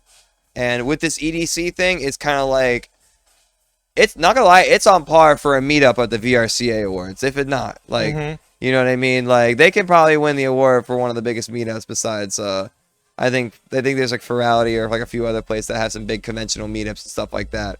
But this isn't within the lines of that. You know what I mean? And I feel like if we do a tour, if we have multiple events in different areas across the country and even across the world, that's why I feel like is what's next for that. It's funny that you bring up Ferality and how massive their group is. I was just talking with ZombiePunk a little bit earlier today about the fact that FWA Furry Weekend Atlanta happened this year. Gained an additional 2,000 attendees at 17,000 attendees. Ooh, wow. Which the VRChat meetup was a good 4,000 of them, 5,000 of them in one room. Dude. Ferality being a key component, they literally took over one whole floor of one of their convention spaces. So you can imagine that community alone, which is hard enough to explain that the furries are taking over, but you can't deny that. Can't deny the furries taking over, man. That's so true. Don't underestimate the power of them, you know. But they're kind of doing their own little tour, you know. They have like 3 or 4 stops in the country. They do. That they're, as a community, they're getting together for. And who says that we can't go collectively do a musical tour? Literally, take a page from their playbook. Literally, like exactly what Ferality is doing. And I'm glad you mentioned that. Like they're exactly what I want 2.0 to be like. Where eventually we create such a huge community that we're able to do large meetups and have large shows with the artists that we work with. Ferality, like for Off-Grid and all the people here in the DJ community can take a page straight from them. And even with ShelterCon, the same exact way. You know what I mean? You create that kind of space where everybody can be collaborative with each other, and then eventually like their talents can exceed so much more. And I've seen so many of my friends out here, they're working like we're all working at a little concert venue, like a little club. You know what I mean? It makes my heart warm because I work at clubs all the time. I work at venues and stuff like that. So it warms my heart seeing all my friends do this stuff. And I'm just like, I'm on vacation from this. And now you're making me do all this? Okay, all right. That's how much I love my job. And the fact that you're part of history now. Like, obviously, this is a sold-out event, and then it's going to be a really massive thing going on. Of course. You're a part of it. You're more iconic than me, bro. I'm going to let you know. Like, I should be like Mike Myers and be like, we're not worthy. Dude, we're not worthy. I've been sitting here for the past hour and 40 minutes, and you're my first guest. Really? So nobody else. Everyone's been walking by. Do you want to come in? Listen, we got to do some like side talk stuff. I'll just be like, you just have yourself stand out the door and be like, hey, yo, shout out to everybody. Yo, where you coming from? You ever see like side talk New York City? Like, yeah. Exactly. Well, again, this is our second live remote this year. So you can already know that, like, I already purchased these flags. Oh, they look good, dude. They're kind of cool looking. I want to get some brighter ones, but like, looks good though. Yeah. So I mean, I want to continue this process. From you too. Oh, bet. There you go. Nice. Copped your magnet, so it's good. Yeah, bro. I'm telling you. But this is fun. I hope more guests come through here and see how the vibe is, bro. I'm always so excited. It's so great to meet you, man, for real. Well, I'm gonna be hanging out watching the show anyway, so we're gonna be having a good time. But I figured I'd let you go and say hi to some more people. But It's good, nice dude, to meet you, bro. come on in and thanks for stopping by and talking Hey, about no the program. problem. We'll get you on VRCDJ Live. No problem, yo. Shout out to everybody at 2-0, bro. We Liddy gang, yo. Wiki man, I love you, boy. Let's go. A-Firm, I love you, A-Firm. All right, I gotta go. Yeah, there you go. Yeah, anybody that you find out there, just kind of bring them on in here. Yeah, that's a good idea too. But yeah, we got some more people here. You can open the door. I don't know why they closed the door. I tell them to keep the door open. Someone just used the bathroom, so I would just say you either wait over there, or you could just sit and talk with us if you want. Keep on the show. Okay, great. Anyway, it's VRCDJ Live, and again, having all sorts of guests come on into the show, and yeah, you want to sit down for a little bit? Cool. Yeah, have a seat, and we'll see what you do. You already been working with the staff a little bit. Tell us a little bit about yourself. I'm Echo. I do mid-tempo. I usually ran Blood Rave at 10:42, but I run Obsidian Garden right now. All right. We do mostly the dark clubbing 140, like dark bass DJ scene. Oh, fun. Yeah. So how does that community outreach for you? Because it's funny because we talk to all sorts of different communities, and for my personal take on a lot of different things, when people get into VRChat, for example, they're always either looking for like dubstep or rhythm or drum and bass. So how does that feed into the different genres that you're performing compared to the people that are coming in? So we do a lot of stuff. We do techno, we do rhythm, but we specialize in dark clubbing. I've been a part of the scene since. Like, even I've known Stayawhile forever. They started at My Worlds. I did Blood Rave with 1042. But the outreach is really good. You know, we're a very central community where anyone's welcome to join. We're very open to whoever comes in. And especially with Blood Rave, a lot of people don't know about the dark clubbing scene. But when they are introduced to mid-tempo or even like techno, dark techno, 160, you know, we draw all the lines through that, especially rhythm too. Like, we're a very big open rhythm community. It's great. It's very a positive, especially because not many people see that connection with it, with in between all the communities, but I feel like we're one of the ones that bring that scene together, especially the darker and heavier bass. You know, I've been talking to a lot of other DJs too, involved with a little bit more of a hard style kind of a flavor. One of those people I was talking was Bert 60 Hertz, and the fact that he's such a sweetheart kind of a guy. And I remember seeing him perform, and he's got like skulls and like all these daggers and coffins and junk, and he's just like, I don't know, it's nothing really exciting about It's nothing crazy. whatever.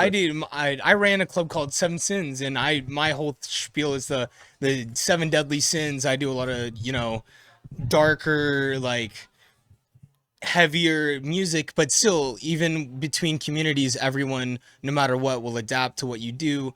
And you know, as long as you're doing good, you're doing good. Everyone will love it. Everyone's really accepting. And especially over these years recently, I've seen the bass scene has been growing, and it's been looking really good, especially with all the different types of bass. You know, there's future bass, there's just dubstep, there's tear out, there's rhythm. And it feels like it's doing a lot better, especially now in the scene, than it did, you know, 2-3 years ago. I've been a part of it for 4 years, and the point that it's at now, the outreach that it's been great. It's been really good. So where do you see the integration and the melding between, like, let's just say EDC, especially this coming weekend? Do you find that you, while I would assume you're performing tonight? I'm not performing tonight. I'm just here to support the friends that are performing. I know a couple people on the lineup. You know, I have friends who came here. I have friends working it, and I'm here to support them, you know? And the fact that I've known them for probably 3 or 4 years now, and I finally get to meet them here during this weekend. I got invited out to hang out with all these people is crazy. You know, I never thought in VR 3 years ago, when I had them a part of my community or our community's meshed, that 4 years later that we would be here now. I would be seeing these people play and or participating in whatever they do. And it's great. It's a great experience. I've done this many times. Did it at Res Rocks a couple weeks ago. A bunch of us got together, did the same thing. It's a great time. It's a great time. See, we got a super fan Mo the Lawns in chat here. I fucking love Mo. I didn't know we were live streaming. We're Mo, I love VRC DJ Live. We're live right now, and we're talking. Mo is one of my favorite DJs of all time. Inspired me to play my first techno set recently, and I people been asking me to play, but finally did it. Now, Mo's one of my inspirations, especially in mid-tempo. You know, I started from a small Blood Rave community, and he's been the one part of it, and I really appreciate him and what he's done for all of us. Yeah, and we got to meet up with him at Four Seasons in the Netherlands just a couple of weeks ago. Oh, you were there? Yeah, well, I opened, so I was. Oh my god! But I don't know if I'm Rob Roman's voice. Nice to You're meet you. Rob Roman. I'm Yeah, I'm Echo. Rob. How's it going? I'm really so. My first community in VRChat was Rackshaw, the drinking dysfunctional night, yep. family. I love them. They're still one of my favorite people I'm close with, but. Yeah, you are. It is so good to meet you. It is. I'm so sorry. It's so funny that I'm just kind of sitting here, and it's just like, okay, well, everyone's passing by, and I'm like, okay, anybody want to talk? No, my God, I'm so happy. I'm gonna, if you don't mind, after I can take a picture. Yeah, with you we're gonna hang out and watch the show too, because I know they just kind of perfect. started, but there you go. You got the bathroom over there. Yeah. But it's funny because we're gonna have Mow the Lawn on the show in a couple weeks. We're gonna be talking with Nuzzle next week. Yeah, to kind of get to know a little bit about what Jazz has been up to. But we want to introduce this whole idea of being able to take VRChat out of VR and be able to do an IRL scene like this. And we actually had somebody in chat who was saying, what's it like to be able to put on a show like this, even during a time of EDC? We could have picked any other time to do it. And of course, this weekend's a little flippy floppy because of ShelterCon, and that's a big thing on the West Coast, but we've got what we got going on in here. So we're always trying to break down that idea of like, we're performing in VR, we're doing a lot of exposure units, we're doing a lot of just like performing, and right now we're trying to break out of that and do better business. We're trying to perform in front of a large crowd, sold out crowd. So tell us a little bit about the process of what this means for you. And you're on staff. You're doing staff work tonight. I got invited by staff, Stayawhile, and then I met Fox at the Door, who I've known before they were doing all this, like 2020, 2021. So they got me in. So I'm not staff, but I got the pleasure of being a part of it. Sure. But knowing all how they know me and the stuff that we've been a part of and how I've known them and our connections in VR can relate to IRL and still them be the same person they are back then in VR, and I get to meet them today and they're the same, is crazy, because like I would have never known. I would have just showed up and like got to see half the lineup that I've known for years. You know, I've known Thickums. I'm very familiar with a lot of people that are on staff, and it's great, you know, especially during like EDC weekend, where I know a lot of people are going to the show but also doing the after parties. Sure. It's a good mix because the VRC DJ scene goes late. So after parties, you always have something. After this will always be something. And it's always connected. It's been always connected.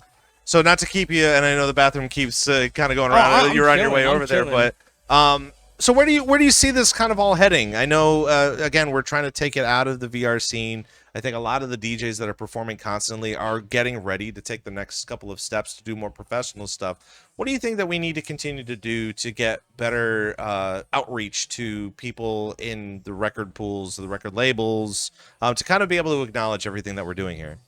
What I think is we keep doing what we're doing. This is great. This is a start. I think we need to start outreaching on either local DJs and local scenes of clubs and or bigger artists. Like for us, what we're doing is we're working with a couple like groups very soon to have the artists, like an artist lineup outside of VR to come experience VR. So hopefully it repeats the same thing, where if they enjoy VR, which we've gotten good feedback of what we've already been doing, to reciprocate in the IRL stance. So right now, like what we're doing here is great. You know, I've seen this with Transcend, some other groups. You know, I've been to I live in LA, so ShelterCon, I've been to ShelterCon, and that's fantastic. I mean, that lineup's great as well. So it's really nice seeing that it's growing and seeing that we can have two separate parties in two separate places, but it have the same amount of support. And that really shows that the community is growing, because if you did like the same weekend 2 years ago and EDCs are split, it wouldn't be the same, because not many people, you know, right after COVID weren't as comfortable, but the more comfortable we all get with the scene and with each other is great. It's going in a good direction. I'm really enjoying it. Do you think that we should start focusing more in 2026 about like doing stuff like this during festivals, or do you think that we would have an opportunity to just say, you know what, we're going to do a pop-up here? Pop-up meaning like we'll plan it maybe 3 or 4 months in advance so people can kind of come together. It blew my mind that this event alone, a good portion of everybody was from Central Florida. So the fact that I'm just standing here because I live in Orlando, and I'm just like, where did all these people come from? You know, are we all here in virtual reality all the time, and now this place is sold out and stuff like that? So, where do you see the future kind of heading? Are we seeing a lot more IRL events, and where? I think we are. I mean, Florida and LA, especially, you know, with these two. I think Texas will blow up at some point. It's a very big state.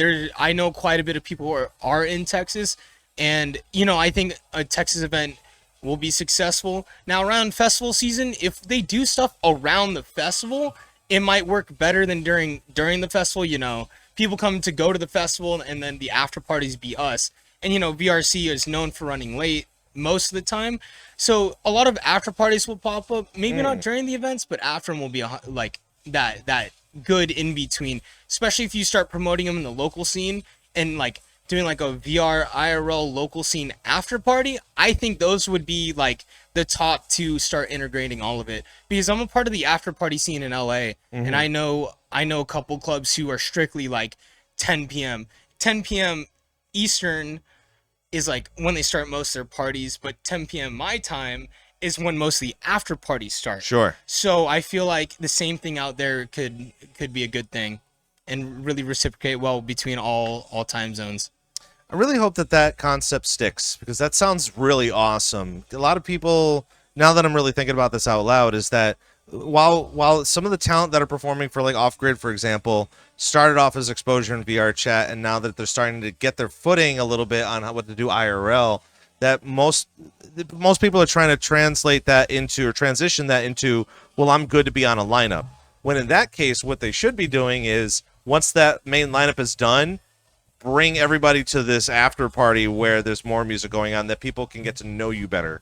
And not saying that they're getting their full attention taken away because they're tired and they want to listen to you, but more of just like, you know, give them a little bit more flex room instead of them being put up front when nobody else is there. You don't want to clash, especially like, you know, I'd die to see a couple artists anytime live, and if they're playing during like an event outside of the festival, it's different. You know, if I went to Lost Lands, I'm a bass fiend, so if I go to Lost Lands and there's a party going during Lost Lands, I'm not gonna want to go. I want to go to Lost Lands. But if there's an after party surrounded around the same like style, or even, you know, just a bunch of friends, like this is a couple communities together. I got brought from a community that got invited to this, and like we all came together. All of us are out of state. We flew in just to come to support, you know, these guys. And I've known Yiddies for years, where I'm happy to be here and finally supporting them after knowing them for, what, we're in 25 years now? Right. I mean, fuck, it's been forever. It's really been. And even just being able to talk to the guys at Yiddies too is just God, I never thought that I'd be able to meet the owners of Yiddies at any point in time. But I'm just like, first thing I asked them, just like, how do you guys have 80 people in your instance almost all the time? Like, it's such a popular place. I didn't know it was Fox, but I walk them. Yeah, I'm Echo, and there's a lot of people in Echo, but I'm Echo with a 3. Yeah. So 3CKHO. It's like, oh, I'm Fox, and instant hug, and it's like, I feel so comfortable. Everyone in our house says the same thing, that it feels so comfortable. It feels like being in a VC, but now you actually get to have that face connection and that connection with one another, where I feel like a lot of us after COVID want, and now we get to come together and do the same thing in person. Because I met Mo in person. I picked him up for ShelterCon at LAX. I brought him in, and we hung out, and one of my ride or dies. Like, I really appreciate who he is and what he's done, and he reflects the same how he is on IRL. He's very outgoing and very loving. And I can say that about multiple people that I've met now. Sure. I've probably met like 40, 50 plus people from VR. Like, I love all of them. So where do you see the future of VRChat, like, going into a whole nother year? We got some new kids coming in with the new tech. It's always new. It's always new tech. It's always new kids. I mean, I used to be a part of Underground, which is no longer, in 2020. And half the people back then, and even half the people when I ran collabs now in 2022, a lot of those clubs don't either flopped over, don't exist, or don't do anything. So it's always an in and out, but it's the communities that will make their breakthrough and stay and cement themselves are the ones that are usually the one who shows who they are outright. You know, like I said, I've been a part of many different communities through the years, and I've seen many communities come up and come down, and it's crazy to look over. Like, I have a couple worlds where I have logos from old logos from old clubs back in 2022, and I go into the world and I'm like, there's only one club that still Right, runs it's still kind of anything. active. Yeah. Oof. But it's because they either morph, they shut down, or people just move on. You know, it's always a moving scene. It's just how the scene adapts and how well people go with the scene. And so far, have I seen out of this year, 2025, it's gone really good. You know, it might have had some slip ups here and there, but in the reconnection of the scene a few years ago, it's getting a lot better. I'm really enjoying what is being produced, especially the quality events that are coming out recently. Well, Echo, it was nice to have you heckin' come in here and Thank you. give us. No, it's Mike. don't worry, man. Absolutely, and it's Good to finally meet you. I mean, I heard your voice long ago. I sat with Rack and I've talked to her about you and forever, and it's finally good to sit down and talk to you. It's so funny because there's still a ton of people that I haven't met yet, and then I'm gonna be walking around with a normal shirt, and actually I'll have my little name tag, so people will be like, "No way, that's the guy." But I mean, it's not that I don't want to talk to people. It's just I want to. This is the time to talk to people and be able to sit down with everybody. And you said VRCDJ, and I thought this was something separate. I didn't know it was a part of it. So I was like, "Oh, I'm sorry, I don't." But as soon as you said, I was like, you know what? It's a whole new project that I've been kind of starting, and we've been talking to almost everybody in our community. We have a bunch of, for those people at home, you can watch it. We have everything up on the link tree at VRCDJLIVE. One of our mods could do that. And posted too? Yeah, we're gonna be posting it up on YouTube sick. in a couple days. But Sick. I'll make sure to put it out there on my end too with my group, because I used to run Seven Sins way back in 2021. That I ran Blood Rave at 1042, and I own Obsidian Garden now. So it's like the creation of where I've came and where the scenes came has been really nice, you know. one of the other things that we do on the show too is we love to bring in communities and groups, talk about where they're going in the future, and also what the outreach is looking like. I know for like the longest time we've had a lot of different groups and a lot of new people coming into the scene, not really sure where they want to go or what tribe they want to be a part of, or even do DJs that are afraid to do outreach because, I don't know, people are socially awkward and they don't know how to kind of reach out. But they have a great passion to do it. They just don't know the next couple of steps. Actually, recently we had a guest on to talk about VRChat DJing 101 on what people should proactively be trying to do and kind of say what you should be doing for outreach and who to talk to and join Discords and stuff like that. So we haven't seen too many videos about that. We have videos on YouTube that are showcasing different communities and different was that your phone? It's just Stayawhile. Oh, okay. He's the only notification I have. Oh, because I thought I heard something else here. I was like, but I just had that was kind of a weird transition. yeah. But yeah, for the program, that's kind of what we try to do is we try to bring in people to kind of talk about their experiences in virtual reality while also looking to bridge the gap during EDC when, you know, we never know who's going to show up here to see what's going on, but people in the neighborhood are sure they're hearing everything. So I could speak a lot of this, like especially about like starting DJing or getting into the scene or even clubs. If you like a club, what worst thing you can do is your best mix or a mix that you think is you, send it to them, you know, or that fits their vibe. You know, sometimes you have to coordinate to other places, and that is a very real thing where some places that want a certain vibe, but you pick the best that is you in that vibe. You send it to them in outreach. Worst they can say is no, we're not messing. Right. But so what? Like, you know, you can improve. You can always resend. You can always join their community. A lot of communities like you to also be involved. So join their Discord, be a part of their, you know, whatever they do, show up every once in a while and talk to people. But the biggest thing is putting yourself out there. And I'm a big thing where I like the communities I like to play for. I'll always shoot a message. I'm like, hey, I love you guys a lot. I respect what you do, and I want to like play myself for you no matter what it is. And that has been the most successful part of my thing is I will always reach out to the people I full on think that I want to play for because they're doing great things. sure.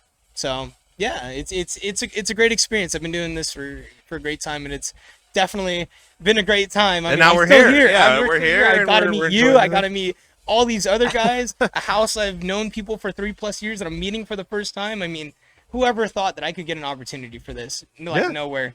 You just Nowhere. literally walked in the door and you're like, all right, let's do this. So I'm like, bet. Let's do this. Absolutely. I'm so down. I'm so open to talk, but I appreciate it. Thank you. Well, I don't want to keep you from the party because it's raging right now. Oh, It yeah, sounds great. yeah. So It's good talking to you. We'll talk after this, and maybe I'll hit you up sometime to talk. yeah, no joke. Yeah, absolutely. Bet. It's good meeting you. Absolutely. It's good meeting you. Have a great night. Yeah, and make sure to tell some people to come in too. I mean, we just have a couple of minutes left too. So Oh yeah.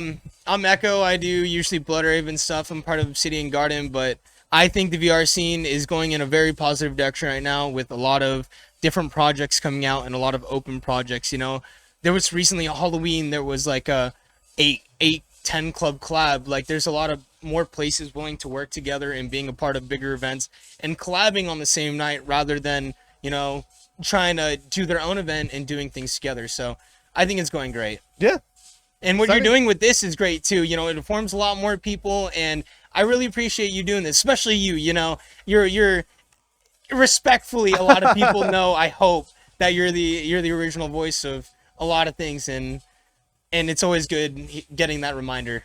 Well, again, pleasure to have you here in the chair. And if you find anybody out there who wants to sit in and talk, Bet, I'll let them know. let me know. Yeah. Great. Cool. Thank you. All right.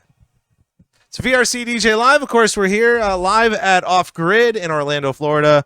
Great to have everybody here in chat, and lots of very fun things happening. We just started kicking off the show here, so we'll only be live for just a little while longer. It would have been really nice to kind of get some more people from Off Grid to come on into the show, but obviously, as things usually kind of pan out, people are proactively either going to the front, maintaining the ticket sales or the ticket counting, as well as the technical assistance of the show that's actually happening outside right now, is what you could probably hear. But obviously, really glad to have so many people, a lot of people walking around in the hallway right now. I'm sure a lot of people are outside still just kind of raging, so we'll just kind of we'll leave it off to them. I would love to just continue to let this roll and have anybody want to kind of jump in here, but I have a feeling that throughout the night, people are proactively going to come in to see the show. So with that, I think that's going to kind of cap things off for our live remote here. And again, I'm Rob Roman's voice. Glad to have you here for the program. And unless there's some other people walking by, no, it works for me. We got plenty of things going on coming up for the program for those people that don't know. Again, we're going to have Jazz from Nuzzle Entertainment join us next week on the actual VR side of VRCDJ Live, as we get to break down everything that Nuzzle has been not only doing within VRChat over the past couple of years, but being able to not only move down to the Central Florida area, but also do stuff like you see you've been hearing with Off Grid and the many guests that we've been having part of the program as well. Following up with that, as we've had our good friend Mow the Lawn in chat, will be joining us in a couple more weeks to kind of break down everything that he's been up to, all the different travelings that he's been doing, as well as get a good understanding of like where you're going to want to go in the future based off of the things that he has had great success with over as well with that. With that being said, before we get on out of here, we do have some other housekeeping to get to. If we would do the drum roll. Brrr. Bam! Look at that. We got this very fun thing over here that we get to. We're going to explain a little bit more in the next couple of weeks, but for those people that were more engaged with it around summertime, we are bringing back VRC DJ Radio for Christmas time and New Year's. And for those people that are still fairly new, or if you're a DJ yourself in virtual reality and you're looking for that push in the right direction for good promotion, we are running a 24-hour radio broadcast of your mixes. So if you DJ in virtual reality and you want to be a little bit more involved within our community, even before coming on VRCDJLIVE, of course, all you need to do is create a 45-minute mix of whatever genre that you choose, and we have a Google form that you fill out with all of your information from VRChat and a way to send that in. And we're going to be broadcasting your mix on VRC DJ Radio, a 24-hour radio on Christmas. I believe it's Christmas Eve. It's either Christmas Eve into Christmas Day and then New Year's Eve. So we're going to be doing it twice. And we're going to be sure to make sure we let everybody know about this coming up in the future. But we give you plenty of time within a whole month to get your mixes ready to be aired on VRC DJ Radio. Again, you will find all the information at the link below, which we will also be posting on social media as well, to kind of give a better understanding for people to get their mixes ready and be promoted. So that's a very fun thing that we love to do for the future betterment of VRCDJLIVE, as well as the VRChat community of DJs as well. So again, if you're looking for, we have someone else coming to join us. We got a KitsuneMixes. Get in here. How you doing? Yeah, come on. I was just about to kick it, but everybody's still here. So have a seat. Howdy. I'm surprised to see you here. You're here to just visit, or? Yeah, well, I've been good friends with Serial for a long ass time, and he told me he was opening, so I was like, I have to be here. So. Okay, Yeah. but you're not performing tonight. No, not at all. Was that supposed to happen, or was that going to happen? Honestly, I didn't know I was gonna be coming to like EDC Orlando until 2 weeks ago. So. Really? Yeah. So was it a decision based on the fact that, oh my gosh, there's about 200 tickets sold to this event, might as well come on down Yeah, and say hi to I everybody? was like, Serial's opening for a packed out event. I gotta be there. Well, I'm glad that you were able to kind of come in here. We got some people in chat that got really excited to see you here coming in. But yeah, I know I don't post a lot of photos or anything, so being out at like meetups and stuff, people don't like know what I look like, and they get super surprised when they see me. It's yeah, always fun. and you know, for a lot of people, it's based on a comfortability factor. I wouldn't ever put anybody on the spot if they didn't want course, to. yeah. I think in the future, again, this is our second like IRL remote kind of a Yeah. thing that we're doing, and I was always thinking maybe I should tuck away a little like mask, or even the fact of having a Kitsune mask would be really Yeah. funny to put on. But really glad to see you here. Really glad to meet you Yeah, it's cool to, like, officially meet you here. in person. I know we see each other from time to time in VR, Definitely, but yeah. I think a lot of people think that I hate them because I'm only in there for like once a week. Like I'm busy. I got I get work it, to do. dude. You know, Like, I'm like I got busy stuff too. going on. So again, kind of break down that whole concept of you coming down. Where are you coming from? I'm from Louisiana, actually. So Okay. I did about like a 11-hour drive here. You drove. Yeah, it was a long day. Okay. Oh, long day. Yeah. So you just got in today. I woke up at like 3 in the morning and then hopped in my car, and I got here at like 5. Man. So talk to us about that process. I mean, Yeah. a lot of people were kind of telling you it wasn't even just a peer pressure thing, right? Yeah. We have like a PSHQ meetup going on as well for this weekend as Cool. well. So All right. Deity, Jaden, Tree Sleeper, Echo, like we're all down hanging out and just doing like our meetup thing on top of EDC. We thought it'd be fun to get everybody going for it. So did you purchase tickets to EDC as well? Yes, I'll be there Saturday at least. Okay. Yeah. Who are you hoping to see there? Honestly, I haven't looked at the lineup at Oh, all. okay. So it would be a good shock. You'd be standing there, and I think Subtronics is performing. And that's going to be real That'd hype. be fun, And I don't know the lineup either because I'm not going. I don't. Yeah. I live in the area and I'm not going. But Of course, yeah. that's I saw beyond me. Subtronics like 2 months ago in New Orleans. It was a fun show. So Got to see him at Liquidity a couple of years ago too, and that was I was right in the front row because people forced me to be in the front row. So that's Yeah. kind of where we're at with that. But I had missed my first chance to see him, I think like a year and a half ago. I played for Dance Festopia, and I left the day that he was playing. So I didn't get to like stay the whole festival to see everything. Yeah. So tell us a little bit about the scene outside. What's going on outside? It's packed. Packed And already? a little sweaty because it's outside. but, Sure. Yeah. Yeah, because that's all we're hearing right now is just whatever music's kind of going on and whoever's coming into the bathroom. But at the same time, It's sick. I was talking to Echo about this whenever I got here. I was wondering if it's gonna operate like how IRL venues usually are, where people kind of flood in like later in the night, or if it was gonna pack out like a VRChat venue does, where everybody's like ready to go as soon as they get here. sure. And it's also a little, not really offsetting, but like what I've been finding so interesting as of a couple of weeks ago, because I just got off of TwitchCon in San Diego. Yeah. And what I found very interesting about TwitchCon this year was it was slightly underwhelming, not just because of the ticket sales, was because people were too tired too early. That most people were going to bed at 10:30. Yeah. And that drives me a little bonkers because I'm like, I understand it's a Thursday. I think it's still a Thursday. Yeah, I got to go to work tomorrow. Yeah. So it's like, okay, great, cool. But at the same time, too, people are here for vacation. They're here for the EDC. And I think we all collectively forget that we need to hydrate and we need to Definitely, yeah. relax. And I think people are enjoying the nicer weather here. I don't know what it's like, maybe snowy where you're back at home yet. Not No, at all. not yet. It's the Okay. same as here, except more humidity. Okay, cool. I think back at home we're like consistent 90 to 100 humidity at all times. So, Oh wow. yeah. So just having a lot of people come on down here too is just like, and just like you were saying, you know, packing this instance so early. This instance is we're in VRChat. But even more so, I mean, we're gonna be partying for a couple more hours, and hopefully people will be able to hydrate or find. I mean, it's lucky enough we got there's like a grocery store next door, so I mean, you can always go there. Like hop the fence or walk around. Yeah, go knock on some doors, get some hydration. Probably But not hop the fence, but you know. well, yeah. We were kind of breaking down, and I kind of just lost chat here, but we were kind of breaking down the idea of being able to just come on down. Obviously, you're saying that you drove down, which I've heard it before. I've done performances in Alabama and had people come from Southern Texas to drive up, and I'm just like, wow, how are you doing all of that? But talk to us about, because you were saying, was it PCHQ?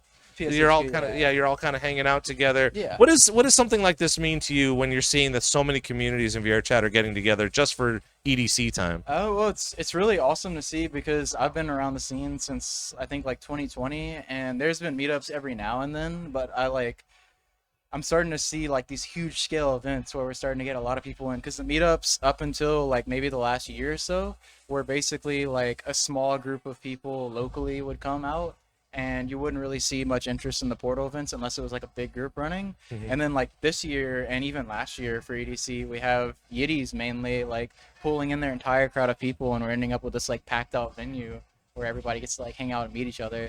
And it's really interesting to see because like we were talking about people filing in earlier.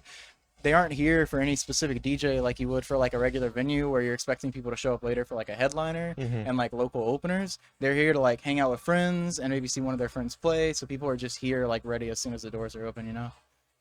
And also be able to see a ton of people in our community be able to kind of pull out the stops for like the tech and again with Yiddies, it's so incredible. And I got to meet some of the guys from Yiddies earlier on, and I wish we had them on the program, but they're running around doing, you know, taking care of the show here. Yeah. But I was just kind of telling them, I'm just like, so how does it feel to have this massive community? Obviously, that massive map that is just constant. People are constantly in during the weekends. Yeah.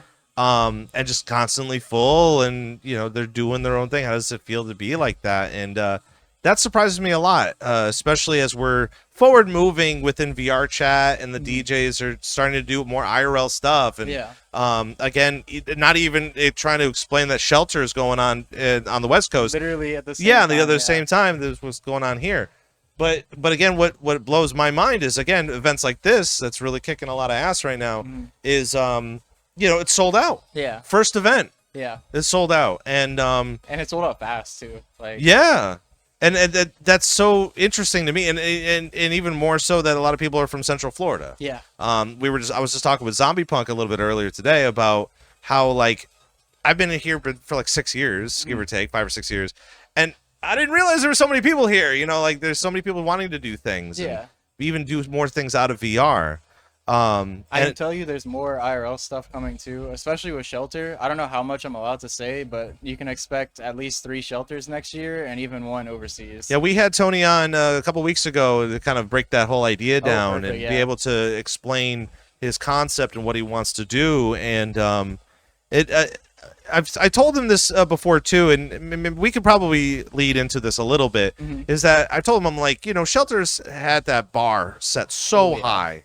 And while there's a bunch of people in our community that want to do more IRL stuff and build better business and learn what it's like to be a promoter or, you know, be able to fund a venue and stuff like that, some people are taking the baby steps, but I think a lot of people are a little misguided on an understanding of how to make it even better. Yeah. And being able to post an event like this without giving away too many details of where we're located, because it's kind of under wraps right now. Yeah. But at the same time, we're in Orlando, and we're actually partying in the back in like this big old parking lot. Yeah. Which is absolutely fantastic. Some people are just walking by. Hi. So just that idea alone, too, is just legit telling people, saying, hey, anybody can do this. We've been in here for quite some time, so we're going to depend on each other within networking to be able to break this down. Yeah. So now that we're kind of coming up to the end of 2025, where do you think 2026 is headed besides the obvious, well, we're going to get as many gigs as possible? Yeah, of course. I think I see a lot more clubs moving to like IRL stuff and really trying to show out and get their communities together to like pop up for either a meetup or some kind of show locally for wherever they're running. I know we've talked about it with PSHQ. We've considered running some stuff in Chicago or New York. I'm seeing people like Kupo running stuff with Detour in Virginia, which is huge. I think they're doing another 2 shows next year. Sure. And then obviously you said you talked to Tony. Tony's going to be running more shows with Shelter, more events outside of San Diego as well, which is really nice.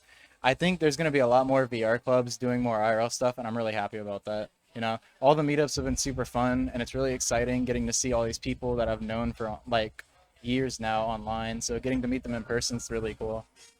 And also kind of breaking that idea down too is like we keep constantly talking about how, you know, I put on a show called Dead Man's Party in San Diego during TwitchCon. We are starting to branch out into Miami in March, and there's a big music conference that is happening before Ultra. So for anybody that was interested in going out to Ultra, and again, I'm working with Kupo to try to get all the Central Florida people down so we can go party while also networking at the exact same time. Where do you see in 2026 how we can continue to bridge the gap between what we're doing in VR with the IRL scene? I think we need more people that are willing to take risks and like really push for their events to move outside of the VR space while still incorporating some elements into it. I think a lot of the things I saw with the VR Portal events early on was that they were mainly advertised and focused on VR, which is why there was no success for like the outside thing. I think these people that run events IRL that are already in the VR space need to be willing to take risks and like really push for their shows to bridge the gaps between the two.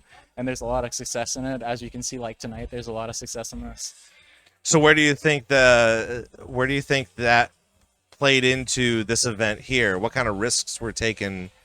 Well, I think a lot of people don't realize like how expensive it is to run event IRL, whether you're like booking out a club that you already own, or you might have a name with, or you're just like renting out a space for the night. Like you have to kind of be prepared to break even or even lose money in that. I know I haven't talked to Tony about it personally, but I've had friends talking to Tony about how the ShelterCon goes on and, you know, he doesn't always make money back or he loses money into it. And you have to be willing to like basically eat that loss and accept that sometimes, you know, it's for fun. Like, So just thinking about it out loud and being able to kind of cross promote that with the people in VR, that's the one thing that when we try to tie that all together with some, especially some new DJs, some fresh bodies, is that I think they want the limelight too quickly. And I don't want them to trip over their own shoes and fall flat. Or not believe that they can't get it that quickly. Of course. But being able to kind of build a roadmap on how all of this is kind of happening will be healthy in the future when it is coming down to, like, we're going to do more IRL shows. We're going to do a lot more meetups. And I'm not saying that you're going to be driving to every event in the future, but at the same time, I mean, listen, November in Florida does sound pretty good sometimes, you know, with the weather honestly, being the way after this drive, I don't think I thought about it too well beforehand. I'm probably just going to fly. You're just going to fly? Yeah, no joke. I mean, the same way with going down to Miami. You could take the train, it's 3 hours, or you can take a plane, which is an hour. I so think for me, I'm like, from like Louisiana into the Panhandle was a 3-hour drive. From the Panhandle down to Orlando was an 8-hour drive. Wow. Yeah. But I mean, it depends on if you like to drive or not. True. Yeah. True. So how's VRChat going for you in your DJing career? Honestly, I've taken a little step back from DJing. I know, like, I think 2023, 2024, I was probably playing like twice a week and just trying to keep up with it on top of like school, work, whatever, travel gigs. This year, I've like kind of focused on IRL stuff. So at least like twice a month, I'm traveling out to either Texas or a surrounding state to go DJ. I've been in Mississippi a few times. I've been in Austin, San Antonio. I've been going out to Mayor's Thing for VRChat out in Houston, which has been really cool as well. It's just been nice to kind of take a step back from VRChat a little bit and still see that I have like presence there. Like people still hit me up to play every now and then, and I don't have to like constantly be present, because I know a lot of like VR DJs like fear that if they leave for even like a week or two, they're just not going to be prevalent anymore. Sure. And it's just not always the case, you know. People definitely think about you. So what are your plans on in IRL stuff? Because if you're saying that you're performing at all these places, what's your hopes and dreams with that? Honestly, I'm trying to move outside of Louisiana and like hopefully a year. The thing with Louisiana that kind of sucks is New Orleans and Baton Rouge are the only places that are really like seeing success with the EDM and music scene. New Orleans is very like random for gigs, and they tend to prefer to book local people. And then Baton Rouge is very random when they run shows because they don't get big headliners. I think my plan is going to be to move either to the East or West Coast, most likely the East, and try and get shows up there. I have a lot of contacts in like Virginia, Maryland, Washington, so hopefully I'm going to try to get bookings up there. Right now I'm driving like minimum 4 hours to DJ somewhere, so That's wild. yeah. So considering the fact of, we've been hearing a lot that the East Coast VRChat meetups happen at MagFest in DC, and even the fact that, like, again, Central Florida right now is just popping with a bunch of VRChat DJs really looking to branch and take over the scene based on what they're doing in here. What what do you think we should continue to do on the East Coast to continue beating out the West Coast of the things that we're doing here? Honestly, I think we need to see some clubs like get interest in running stuff on the East Coast. Okay. Kupo definitely took the lead with that, running stuff with Detour and getting things set up in Virginia, which is perfect because Richmond and Washington have such a rich music scene that people don't realize. Like, Washington gets a ton of overseas DJs in the drum and bass and like UK garage scene. Richmond has a ton of like bass heads going in. You see Skrillex, you see like Subtronics, those kinds of people playing like big headliner shows in Richmond. So there's already a community for that is already interested in hearing music. There just needs to be somebody to bridge the gap. So I think Kupo definitely took the lead, but seeing more people that are already like enriched in the music scene up there, taking a lead in VRChat. I know there's some people in the music scene on the East Coast and even in the Midwest trying to bridge the gaps for VRChat stuff. I'm actually playing in Ohio 2 weeks from now for Eulogy, for an anime club that he's running out in Dayton, and he's trying to bridge the gap with VRChat with that too. He's getting like VTubers and those kinds of people to do like community meetups at the actual events themselves to try and get some like audience from VRChat. What do you think we can continue to bridge the gap? Because like you said the magic word VTubers. You know, I think a lot of people think VRChat are VTubers. On top of that too, we got a lot of, I know for me, I'm fighting up against Senpai Squad when it comes to anime conventions because they're playing more hard style music and stuff like that. Do you think that do you think that enough influence will continue to meld that project together of an understanding of like, okay, we have the virtual market down, we've got the harder music down, we got the people that have skill in that and have knowledge of that. Do you think that will ever begin to meld, or do you think that'll take a much longer time? I think it'll take people that are already enriched in the music scene IRL being interested in VRChat and not vice versa to really grow the scene. I've kind of realized that watching how Mayor of Texas is handling stuff in Houston. He's enriched his like local scene with VRTex and like got people in local scene interested and draw DJs from that, and then bridge the gap with VRChat, and he's seeing more success in that than people that say did the opposite, where they got their VRChat scene to go locally and there's just no interest because the local scene doesn't know anything about VRChat. Gotcha. Yeah. So what about the underground scene in VRChat? I know that this seems like the $1 million question that we continue to talk about because, you know, for the past 5 years or so, a lot of people want to continue to be underground. A lot of people want to continue just doing it for exposure and maybe not get paid with it. But we're kind of getting into a whole new era of this. We're turning a whole new page of being able to say, listen, we're doing things like Off Grid here. We're doing things like obviously ShelterCon across the country. Yeah. But it's only just begun that everybody wants to continue to test those waters. Yeah. So when it comes to showcasing VRChat and the DJs in VRChat, where do you see the growth in that? Do you think that it'll just be a revolving door and we're just going to continue to push in a different direction? I think, let me think about this. I think there's definitely a growth for VRChat DJs to move to IRL gigs, obviously by either like having your in, which a lot of people don't realize is very like mirrored to IRL stuff, like having an in with people and being able to like socialize properly and really get in with like club runners is just the way, whether it be in VRChat or IRL. But I think there's also growth involved with doing this stuff too, because local people get involved and they see you, and even if you're from out of state, your name gets out there. They check out your SoundCloud, they check out your Spotify, they check out your YouTube, whatever you're uploading sets, music, any kind of like social media on, and there's just a lot of like growth involved for that. Especially with getting paid for gigs too. A lot of people like don't realize you don't really get paid a lot for IRL sets. So I think seeing like VR DJs moving to IRL stuff and then even getting paid a little bit is like super exciting for them.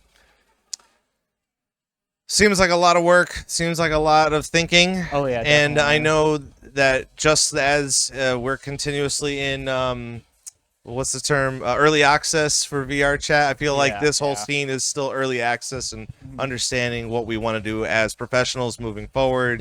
And I know a lot of people's heads are spinning right now when it comes to thinking about this process, but I feel like we are taking the correct steps moving forward to continue to do a little bit better outreach for the things that we're doing currently, to even showcase in the future the many things that we've got kind of coming down the line. Yeah, honestly, I'm kind of excited for what VRChat's got in store in the next couple of months, because they're working on something to get IRL interest into VRChat for the music scene. Okay. I can't say anything about this, but keep an eye on what Tupper and the other staff are going to be like rolling out in the next couple of months, because they're working on something huge.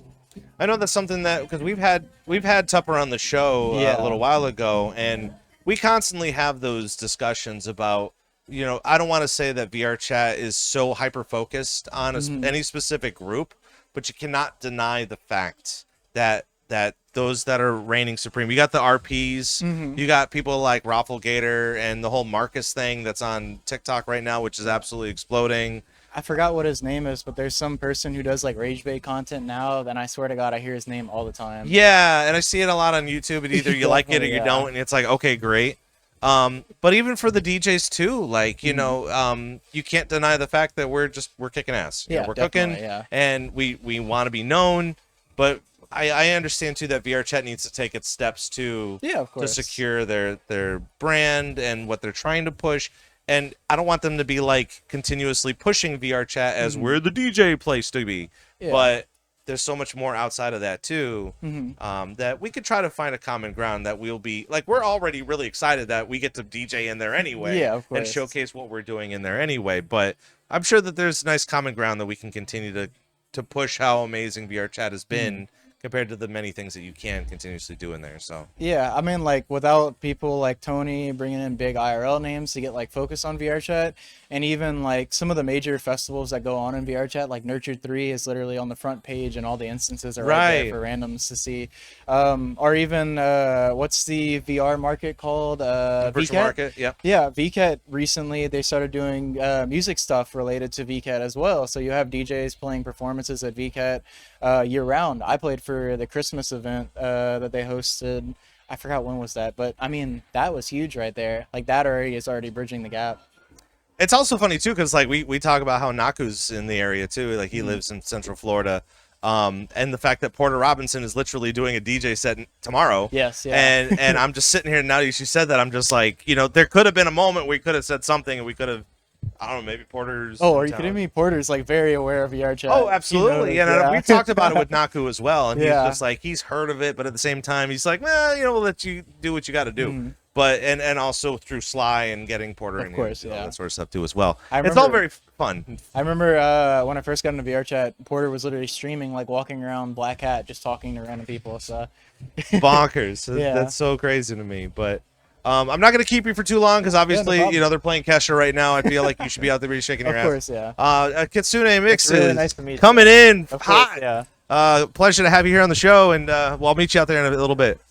Well, holy crap, it's VRCDJLIVE. We're doing it live, and I'm sitting here in a booth, and wouldn't you know it, you never really know who's going to be on the show or stopping by on the show, and that's what I really love about these live remotes, is that, you know, we literally could just be sitting here having a good time, and you never really know who's going to be popping in and talking about all sorts of good stuff. But I will say that I have already kind of extended my time being here on the show, and wish we had some more people here on the program, too. There's somebody else waiting at the door. See, I say something, and then somebody comes walking in the door. Hi. I swear, this is the second time that I'm just like, we're ending the stream, and then someone's like, stream? And I'm like, okay, well, if we're holding you up, don't let me... No, have a seat. We're gonna have a... Okay, we're still here. I don't know if you noticed, we just talked to KitsuneMixes. That was Kitsune? Yeah, Kitsune was just sitting here just kind of doing... Oh, dude, okay. Well, freaking, I was complimenting their jacket earlier, the Sailor Wave. Yeah. Yeah, I'm a huge Sailor Moon fan. Kind of looks like he kind of looks like Breakbot. Yeah. Maybe KitsuneMixes is Breakbot, but joining us now on VRCDJLIVE for the second time. Oh yeah. It was a very long time ago, but ZombiePunk from Couture. And this is my partner for our department, Omi. Omi, and Omi's here too. Wonderful. Great to have you both here. And it's good to have you. We got you on the screen here too. But yeah, we just keep moving on. It's a live program. You know, again, as much as I want to have people actually like lined up to come in, I wanted to talk to the Yiddies guys, but I guess they're busy. They're all working hard right now. Everybody's working door and stuff. Yeah. If you want, when I get back out there, I'll be like Kyle or Fox. If they got a little bit of time, I mean, I'm just gonna be sitting here, and you know, I want to try to get as many people as possible. But gotcha. I mean, they're the ones hosting the event. Sure. Right? So, yeah, we want. So tell us about what's going on outside right now. Oh, it's a major party right now. Everything's kicking into gear. Serial's up, killing it right now, and then Monkey and Bastet are doing a back-to-back next, and I'm very excited about that. It sounds great. I mean, I'm in here. I'm just kind of enjoying my quiet time, and you know, at some point in time, I'm gonna have to get a beverage or something. But what are people missing out on? Dude, like just meeting everybody, having a ton of ton of your friends that you get to meet and everything, and finally get to party with them and stuff. You know, it's like it's cool to actually, you know, be able to clink your drink against theirs and stuff like that. You know, it's fun. Yeah, and I know this is kind of a really big thing for you because you've been in the scene for just as long as maybe just as I have, or even more of these people here too. But kind of explain a little bit about Couture a little bit and what you've been able to explore within our community too, of being integrated within Yiddies. And we just had 2O in here as well to explain their group. And again, it's just a lot of people that we have to find some time to say hi to. Yeah, I've been passing by and seeing you interview, and it's just like I wonder who that is. You know, I don't know. Like, it's funny because you were walking back and forth, and I'm sitting here like riffing for like 90 minutes, being like, I sure hope people know that we're live and people can come in and say hi. But everyone's like really quiet and they didn't want to come in. But. Oh, yeah, no, I'll let people know out there. Yeah, Couture is like it's kind of like a big part of it is our magazine. We do like a monthly magazine talking about like the scene going on around here and just like outside of the rave scene as well. Like I like to encourage people to explore beyond just our own little bubble. It's kind of like a fashion inspired magazine, but we do all sorts of stuff. We've done interviews with like McCaster and Cena and Omega Sol, and just talking about what is very special about them. I really like sharing everybody's stuff, you know, and just exposing it more to like if anybody I can who hasn't already known, you know. So when it comes to tying in Couture as a magazine, as a monthly magazine, to be able to showcase what's hype in VRChat and being able to tie it into a lot of the different groups that we have here, as well as like even this event here. What are some things that you're finding even in the past? Let's just say in 2025. Okay, that has been kind of a popular thing within our group, within VRChat. Has there been any trends? Is there something that we're looking forward to? I've seen a big change in genre preference over like last year for a lot of stuff. D&B is huge. I mean, it has been, but also like things like Jersey Club and stuff like that have been popping up a lot more. And like, I've seen more hip hop nights, which I find kind of interesting. So I think the scene now has kind of rocked out so hard for years that people are kind of looking for a little bit of a chiller vibe. House is coming back, and I've had rhythm and dubstep DJs start dipping their toes into house and stuff like that. So like, I think that's like a big change from this year, you know. It's funny, when we had KitsuneMixes on just moments ago, we were talking about the difference between events that's going on this weekend on the East Coast compared to ShelterCon and the West Coast. Two different kind of vibes, I would only assume. But what we're trying to do is we're trying to beef up our presence on the East Coast. And even considering with, again, Jersey Bounce or Jersey Club, within like even drum and bass or hard style. Where do you see the East Coast kind of headed in the new year as far as even just a VRChat involvement, whether it's doing IRL events like this or even a specific genre style? Well, I think the scene's just going to get bigger in that people are going to figure out how to do larger events and stuff like this. I think seeing these kinds of things go on is going to encourage a lot of others to pursue it, you know, which I think is very cool. Like the scene should be much more expanded than what it is, you know, like the community involves us as people, not just, you know, like whatever we're hanging out on VR and stuff. Like we all kind of like, obviously there's like 200 people here right now, obviously kind of live close to each other and are willing to meet up, you know. Like I flew out from Seattle. Omi flew out from Maine, yeah. yeah. Oh, sweet. Yeah. But I mean, then you guys are just kind of here as a vacation kind of a thing, Kind too? of, sort of, and just, ready to party with everybody. I mean, like, EDC is going to be a blast, but, like, nights like this have been super great, and I'm looking forward to, like, the after parties and everything. Yeah, and hearing about, again, EDC, and we keep bringing up the fact that, like, being able to travel to a location because of something. Like this past year, a lot of people will go to TwitchCon and maybe do a pop-up there, or in this particular case, we keep talking about MagFest is usually the East Coast meetup for the VRChat people, and they usually have Peppercast there to do their own virtual mirror, lots and lots of musical DJ pop-ups at MagFest. And unfortunately, this coming year, MagFest is already sold out. Oh, wow. And Okay. they don't do it again until mid-January. So it's been sold out since, a week ago. That's quick. And for all the hotels in the area, all of the convention space there. But it always seems like we're kind of revolving around the idea that, like, if we're going to go travel to a place, there's something else that we're going to do.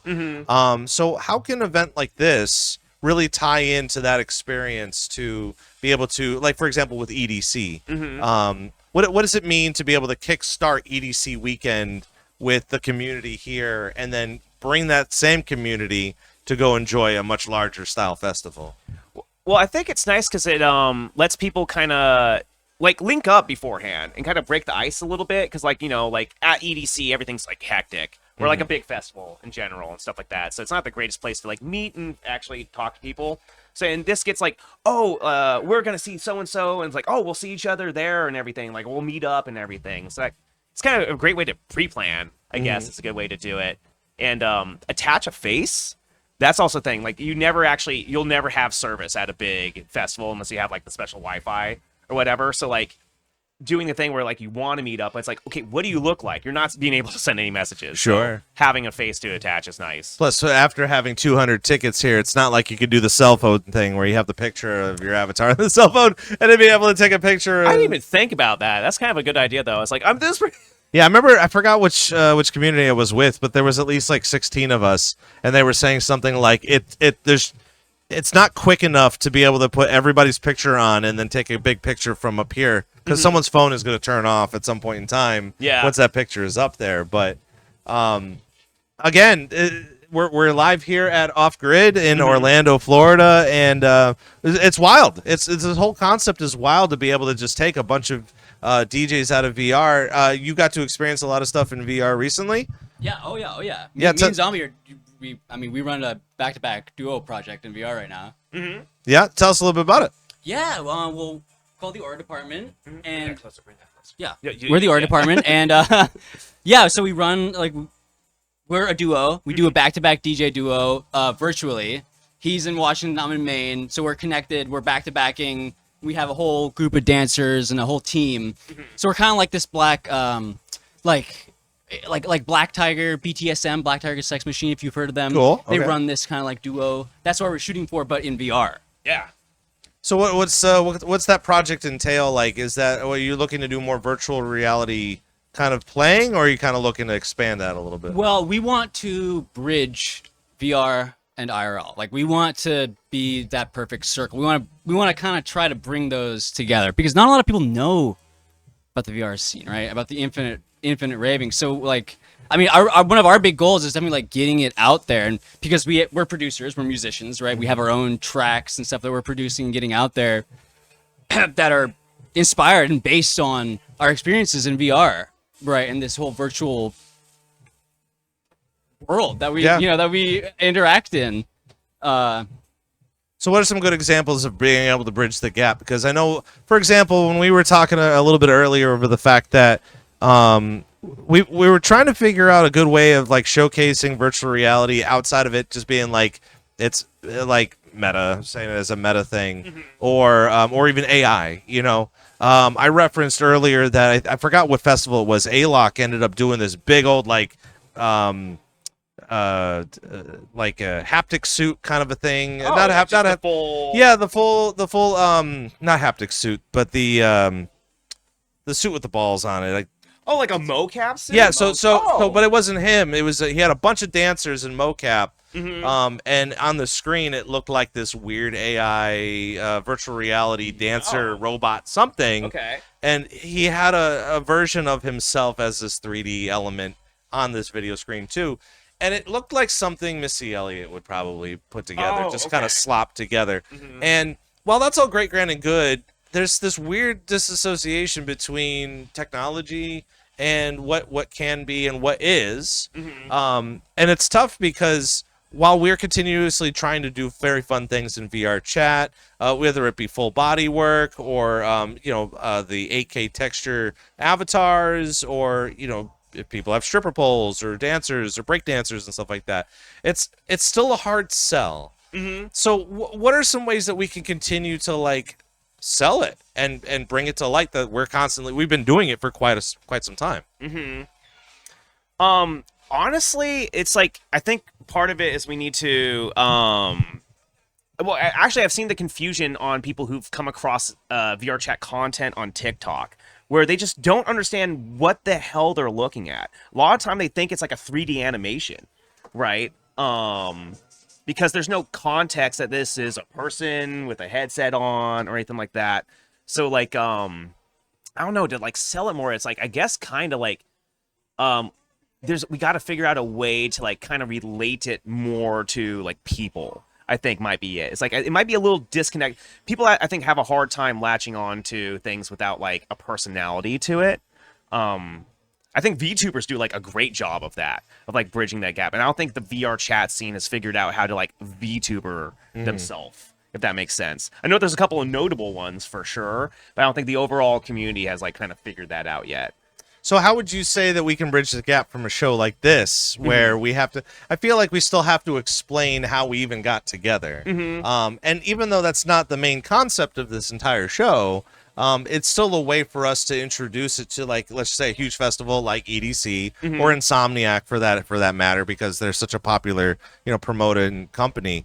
But we have to continue, again, with a sold out venue like this, there has to be a give where we have to continuously promote what we're doing in here. Yeah. So what are some good ways that we can do that in the future without first explaining it as, oh, we're a bunch of VR avatars and we look like chicks and we run around and our boobs jiggle and stuff like that. So I think a big thing is getting the rave side out, because a lot of people don't even know any of it exists. I mean, they know raving IRL, going to raves, but right, they see VR chat and they see the avatar, the cute avatars and the boob jiggles and the full body, and they're like, what is this? But a lot of people don't grasp the fact that we're raving. yeah. But in VR, right? And it's an interesting point that we're at, because none of this has really been done before. I mean, we're like literally making this up. We're all making this up as we go. Like, this is pioneering. Yeah. Exactly, right? So it's an interesting spot to kind of look at the direction we're taking and try to like where do we take this as like a community? We kind of have to think of that, because it's never been done before. I mean, me and Zombie can't guide that direction. We have to, it's like, yeah, it's a community effort, I suppose. Yeah, is the big thing. Getting it out in the right way, because when people see the avatars and the cute anime stuff, it always becomes like a kind of sexual connotation, like a gooner thing, right? We really need to hammer home the point, like, this is a community, right? Like, we love music here, and we interact and we hang out and DJ because we love doing this, right? And we can't always be with each other. I can't fly out to Washington every day and back to back with this guy. We also can't have a 200 count instance either. Exactly. Yeah. But yeah. I mean, that's kind of the hard thing because I think something actually that's going to be huge. Oh, hold it. Thank you. Is getting sponsors in here. I think we need some sort of like, because they have, or like media outreach through like larger things and stuff like that. It's like, how do we get them involved? And I think part of the difficulty part is actually the platform still. Like, I think it's kind of limited in that if you're a corporation and you're trying to advertise, that's the agreement. We'll help fund this and make this happen, and we get advertisement out of it, right? So if it's only 80 people like there's 200 people here. Like you could get a little bit of a sponsorship for like things like that and stuff like that, especially for a small venue. But like 80 people is a hard sell to people who want to spend money and get exposure. Right. And I mean, there's a reason all these huge festivals are sponsored, you know, because that's promotional money. That's things to get out there. It funds the ecosystem of it, right? And I think that's something that needs to start to develop in here. And like I think VRChat itself needs to catch up to allowing, like, how are you going to have a festival in there? Like, you know, like you can multi-instance stuff like that, but then people fight for the main instance and all this other stuff. There's a whole culture around it. But I think that's kind of the main thing. It's like, dude, once we start getting 200-person instances, I think we're going to start seeing more engagement from, there's going to be more interest from stuff. Like even Twitch streamers have a hard time getting over here because you know, like the concept of only having 80 people, you know, especially if you're not like already a popular streamer, you know. So I guess the real question is that like, is that something in the future we're going to proactively start working on, is maybe looking for sponsors? I don't want to say that we're trying to get out of VRChat by any means, but there is a time, and I'll be really honest with it too, is that like with everybody, there has to be a time where you have to kind of pull the plug a little bit. Yeah. When it comes to your career and growing and stuff like that. And you can always be respectful and, you know, honor the fact that VRChat was there to kind of kickstart all of that for you. But you do have to take mighty steps and leaps to carry on to do much greater business. In the case of what we got going on here, and it's kind of like an open-ended question a little bit, but like even going into 2026, how often do you think people are going to start to continue to try to push something as large as this? I think more so, honestly. Yeah? I'm kind of optimistic about it because I have seen a little bit of a change in the wanting to change the scene, I guess. A lot of people are figuring out what they want to do. Because there was kind of like a meta, I guess is a good way to put it. Like as a community owner, I see it with other community owners and stuff. And there's like this, just do your weekly event, do it every single, be consistent, all that kind of stuff. And I think that kind of, it makes it a job a little bit. And, you know, like, does everybody enjoy a job? You know, right? Well, they got to enjoy the job that they've been wanting to enjoy to be able to make money off of it. Yeah, exactly. Well, that's the thing, is like I play gigs IRL and stuff like that, and I know for me, if I was going to my friend's band's show and stuff like that, I'm paying a cover charge. You know, part of the liquor money goes to them and stuff like that. Like, I don't know. I think that's something I wouldn't expect it to come from the community yet. That's why I'm kind of interested in sponsors coming here, because that'd be one way for the communities to start funding themselves without having to ask for tickets and in cover charge, stuff like that. You know, honestly, I don't know how often in the future. I kind of hope that's the thing, because I mean, I'm an artist, and you know, I would ideally want people to buy my album versus steal it. You know, it's a good thing to think about, especially as we're moving forward, because and this is something that we've been kind of putting together for even just like shows for TwitchCon and stuff like that, is trying to find a good amount of companies that will feed into the processes that we're going through right now. I don't want to think that it's not impossible for like big groups like Insomniac or I'm just using that as an example because of EDC.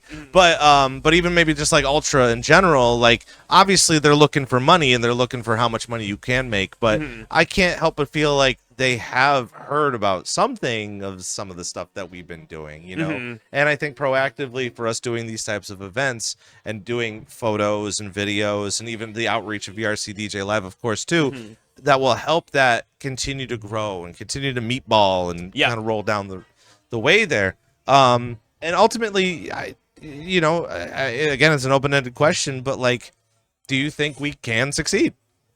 I do. I just don't know if it's on VRC itself, like you were kind of talking about. Like, I know me as a community owner, like if I see a better opportunity that looks more engaging and fun and kind of like will progress it, I'd be very interested. You know, but yeah, ideally, yes. I mean, you can look on Amazon and see how many headsets are bought every single month. It's not negative, you know. So it's growing, and eventually these people are going to trickle on to our platform.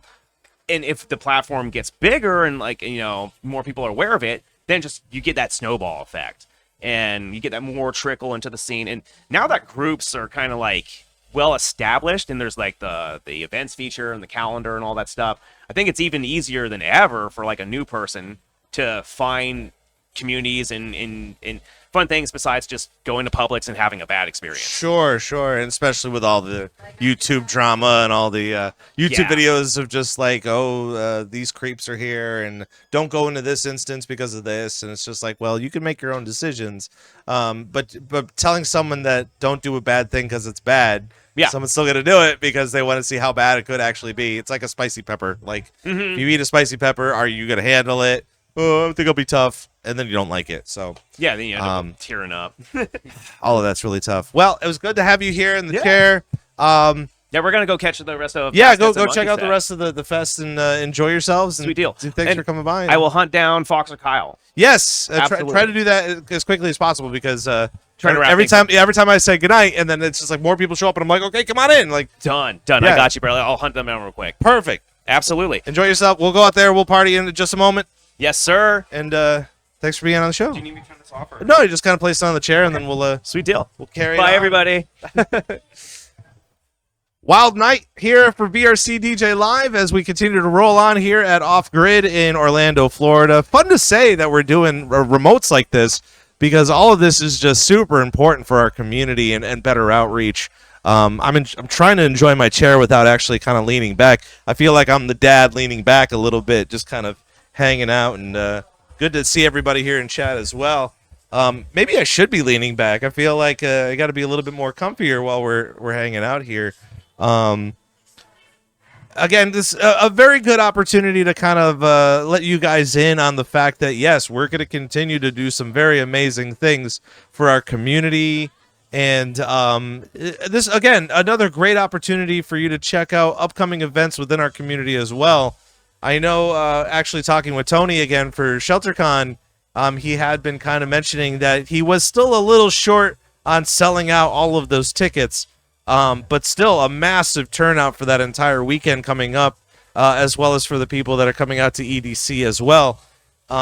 So really, really glad to be able to have a lot of our community who's been coming over from all sorts of places here in the country to be able to support our friends that are DJing, as well as be in this really amazing event. And just as Zombie was saying earlier, you know, besides the fact of going to EDC, this is the opportunity, man. Like, I'm not saying that everybody that's a part of our community is here to network with each other, but just like as if you were going to go to college, you still need to hang out with your colleagues, get to know them a little bit better, and not really set up a whole trust factor, but also be able to say, listen, you know, we're in it for the next couple of years. I know you have a process of how you want to come in and handle it. I want to be able to kind of work with you on trying to set things up, trying to set up these events, kind of get it going, and trust the process too. We've got a lot of events kind of coming down the pipeline in 2026, and I can only imagine what it would look like when we have even more people in our community wanting to be even more involved by setting up even more events. Hell, even if we were trying to put together a some sort of a VRChat club tour, that would be pretty wild. And I will say that you know, if you have 5 or 6 points on that tour, people may kind of, you know, try to find a way to get to that location and kind of talk and spend a little bit of money here and there to be a part of it. Because wouldn't you believe it? You know, we all want to be a part of it, and we all want to DJ and have a really good time with it. But again, great to have you guys here in chat. I feel like we have better luck if I end up saying like, "Hey, we're gonna end here," and then someone walks in the door. But you know, in accordance, as we were saying, that you know, the guys from Yiddies are walking around just handling the event, and more power to them. You know, a lot of people keep forgetting that when you put on an event, you do have to do a little bit of work to make sure that everything's running and everyone's having a good time. Less people aren't having a good time, then you have to, you know, endure all the negative reviews that you probably will have it. The open deck tour.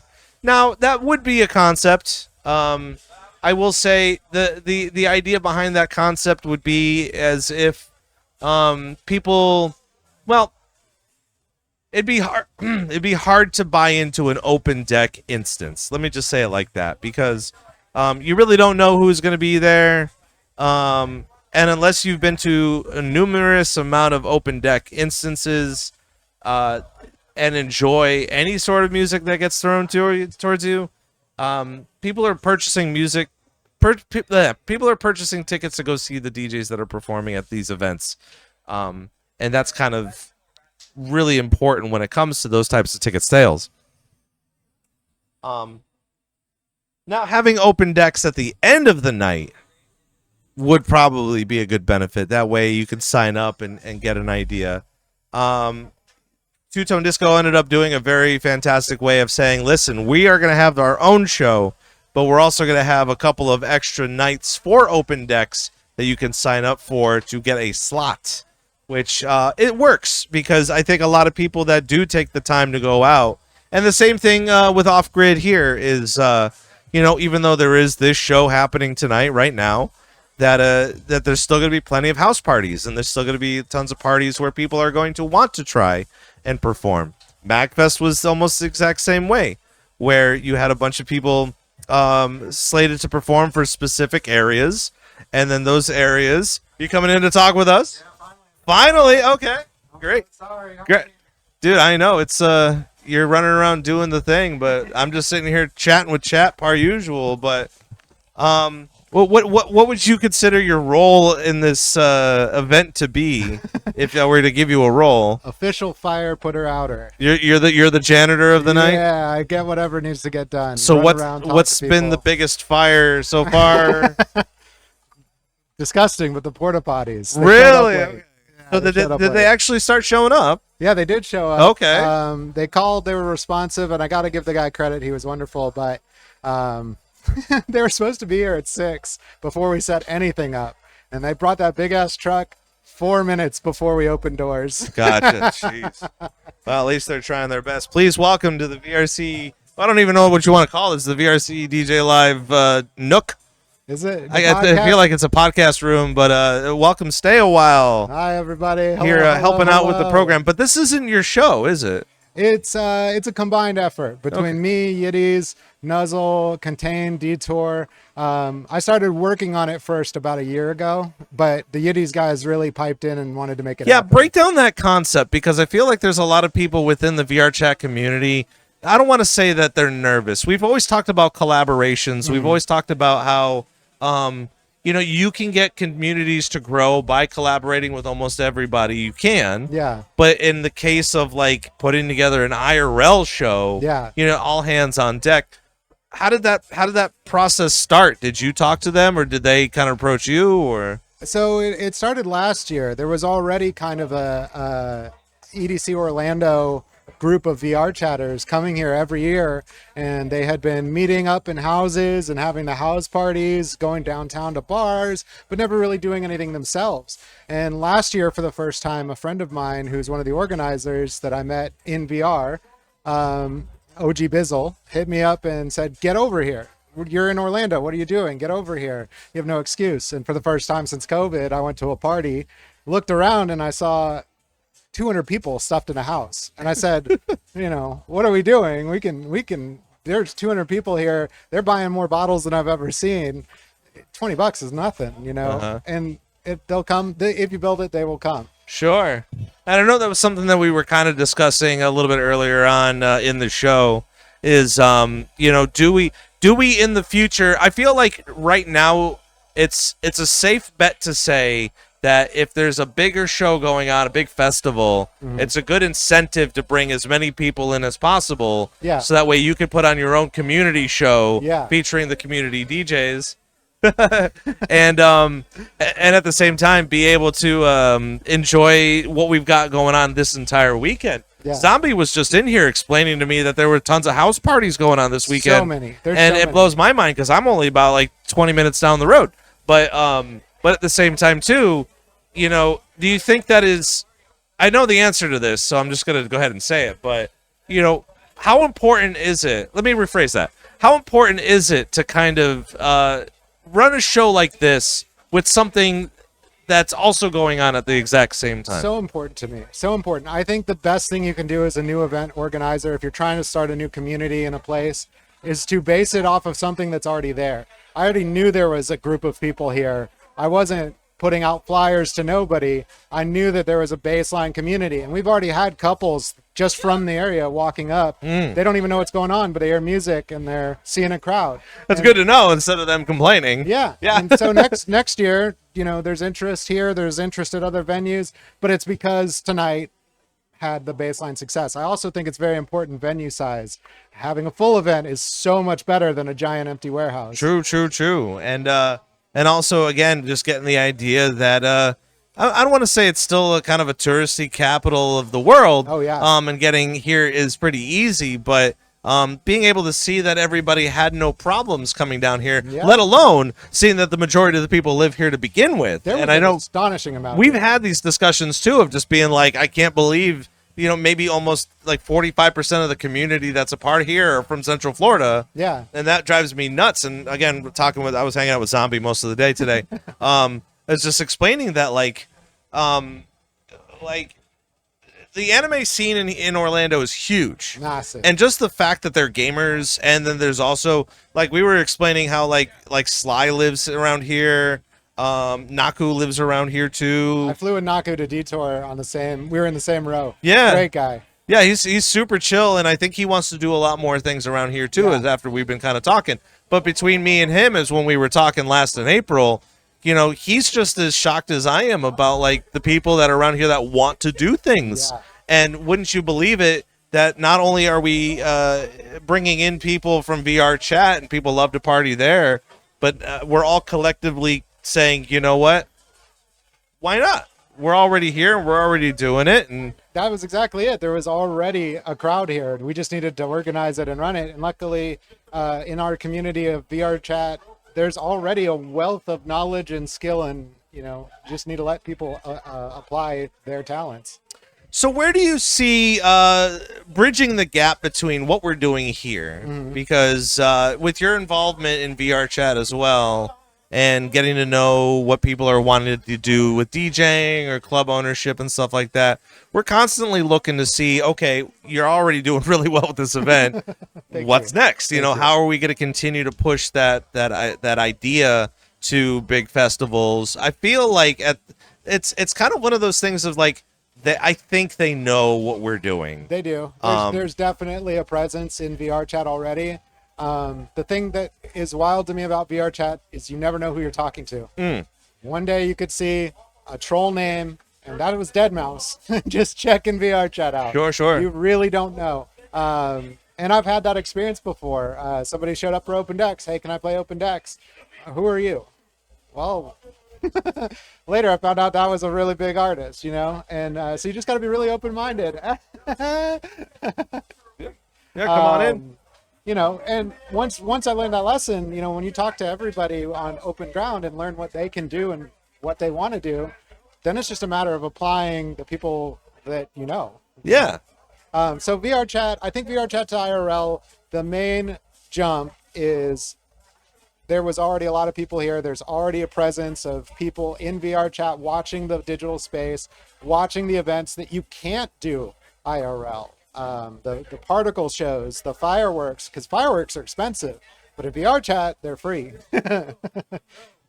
And even like kind of getting an understanding, and we had a couple of guests on here that we were talking about how like VRChat is just really big on underground stuff. Yes. And we like to bring up all these little things about like how we want to keep it underground, and we want to keep it niche and kind of secret and stuff like that. And while, you know, again, we don't say the address of where we're at. We are in Orlando. We're in downtown Orlando. Yeah. We can now. It's okay. Well, that too, but at the same time, it's just like, okay, just follow the music, I guess. That was definitely part of the party. People were asking us where it was. We put it on the ticket specifically to create a little bit of that mystery. Where's the party? Right. Well, I know where it is. I bought my ticket, and it's on the ticket. I mean, like, even going forward a little bit with the fact of, like, you know, again, we're trying to go from underground into a more of a professional space, and now that we're starting to see that even this year alone, that we want to continue to push that idea. How likely do you see that happening in 2026? My big vision is the next 5 years. I like to be a little vague. I think the next 5 years is when something big will happen. A big festival will come through, see that we have a connection IRL and some kind of money. I've definitely seen the scene turning a bit. There is the underground scene that likes music for authenticity's sake and never wants to spend anything. They found this, it's safe, it's a haven, and that's where it stays.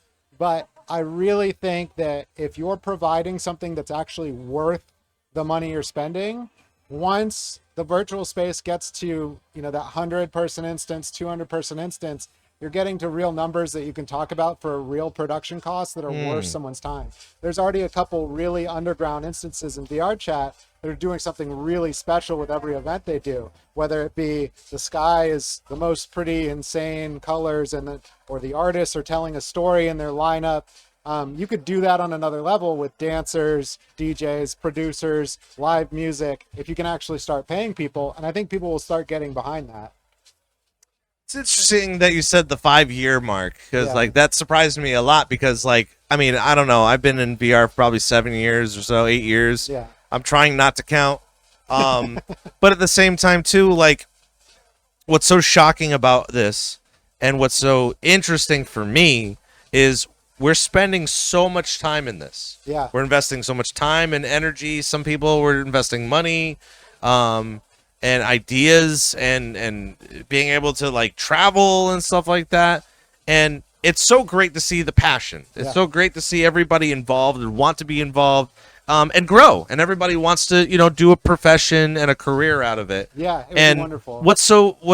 what the reason why I keep doing what I'm doing is because I want to see it happen. Yeah. I want to be able to show the world that what we're doing in here has significance and weight. Yeah. And it's upsetting to me that you said 5 years, but I kind of want to see what happens in 5 years. I feel like it could potentially take that long. I think it could be in the next year, but I don't know the connections that have already happened. I know It'd be the awfully next quick year, for that 1 year. We're going to do a bigger event next year. We're already planning, talking to venues. It's planning on growing it every year. This year we did 225. Next year we're hoping to do more like 500. Oh, wow. And with those kind of numbers, you can start talking to sponsors and events. And I've heard, I think we were talking about it. There are people in the production industry that know about this. And when they start seeing real numbers that they can be interested in, not just a casual Wednesday Magic the Gathering, then I think they'll really start showing up. And there's venues like Shelter that are doing, 500 every other weekend. Sure. I think there's real potential. I hope it's in the next year, but I just like to stay open and say 5. You're going to EDC this weekend? I'm not going to the festival. Wow, okay. I do love festivals. I love it. But honestly, the house parties and the people here is what I love about this weekend. Okay. And I have so many plans to just hang out with people that I don't have any time. Good. It's good that you said that too, because I feel like there's a lot of people that believe that if you want to come down to this event, that everybody's going to EDC and that you can go with them. Yeah. And in the case, we were talking about the big show in March in Miami. Yeah. Ultra's a $500 ticket for the weekend, and I'm like, I can just watch it online. Yeah, Or, you can watch it after. Maybe it's my age, I don't know, but at the same time, it's so comfortable to be in pajamas and just hanging out with a big bowl of, Fritos or something like that. That's what I love about VRChat concerts is I can just be sitting in my recliner eating popcorn, and I can look my Sunday best every time. Yeah. And then, get ready for events like this and just kind of doing whatever. Where do you see the rest of this night headed? Man, I'm so excited. There's been so many people here already. I can't predict what's going to happen, but I think it's going to be a really special, amazing rest of the night. I am so thankful that you're here with us, and thanks for having me on the show. Yeah, I'm glad that you were able to stick around and be able to kind of take a moment to kind of stop by. Definitely. And I'll kind of let you carry on with your party, and I'll be joining you momentarily. I was going to say, I hope to see you out there soon. Yeah, I was waiting for Yiddies, but Yiddies is bopping around doing whatever they're doing. You want me to send them in? Yeah, I tried to send Zombie to go send them in, but if you could find them for me I'll real quick. I'll get one of them. And then, or if not, I'll be back. Okay. Have a good one, everybody. Thank you. Woo, nice. It's VRCDJ Live. We're sitting here, enjoying some time, hanging out with everybody here, part of the show. Honestly, let me tell you, okay? I'm gonna go ahead and say it while I'm sitting here in my big boy chair. I'm good. I'm comfortable. This room is very comfortable. The window's open over here, and I got a nice little breeze kind of going on.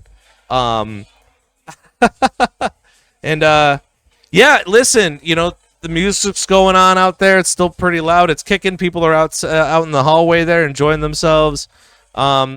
I would say if you're missing out, you're missing out. You know, again, you would have to be kind of in the know to understand off grid and what's kind of happening here. But at the same time, too, you know, prepare yourself. Prepare yourself for 2026. Do your best to save your money because you never really know. You know, somebody could be announcing the next big thing. And if you have the influence and you're able to come on out, try. Whether you drive or you fly. Obviously, Airbnb's usually fairly cheap when you have a lot of people involved. But I would say, you know, again, we're at a very pinnacle moment here within the VRChat community of you know, being able to just showcase a lot of our community that wants to come out, support the DJs. The DJs are doing their best to continue to brand themselves, showcase their talents. And again, in this particular case, someone's bound to be recording this, and someone's, well, not this, but the show itself, and really enjoy the whole evening and be able to showcase the extreme talent that we've got going on here is all equally important. Honestly, kind of taking a look at here on the screen, I feel like I'm sitting in a basement, like a basement corner with some dad's chairs. And I think Stayawhile left his phone. Because my phone's over here, but I see it there in the chair. I'll have to find him out with that. Who was just speaking? So that was Stayawhile, and he ends up helping out with the program here. Well, not our program, but off grid. But welcome on in, Silent, and good to have you here. And it's VRCDJLIVE. We're on remote at Off Grid in Orlando, Florida, and there's a big old show happening right now with just a handful of DJs. And honestly, I'll say it, with the window open, I'm chilly. I cannot wait to put on some jeans and a sweater and be comfy. And on remote, off grid, on the remote. It's kind of what it is. And you know, I don't want to even say it. It might be a little too early to say it, but like, it sure would be really nice to just be able to be on remote at a lot of these events and be able to showcase a lot of these events. It would have been quite the honor to go to ShelterCon this year, just to bring everything and just be like, hey, we're going to talk to the DJs. We're going to talk to the talent. We're going to talk to everybody. We're going to talk to everybody. But it just wasn't in the cards this year. I mean, for example, if anybody wants to drop me some funds, I'll just fly over there this weekend. Don't want to, but at the same time, it is very expensive. But these are the times, man, you know, like this is kind of encouraging me to continue to get to know what's going on and continue to showcase all of the different people that want to help out with this program. We need to talk VJing at some point on the show. That would be really helpful. Absolutely. What I would recommend, if you haven't done so already, we have some wonderful Google forms that you can fill out to let our team know that you want to. You left your phone in here? Okay. I saw that. I was like, oh, you probably ended up missing that. I kind of need that. Yeah, if you haven't done so already, go ahead and fill out some of the forms. And huh? Oh, they're coming on? Okay. I hope they have 5 minutes because I'm just like stalling for time.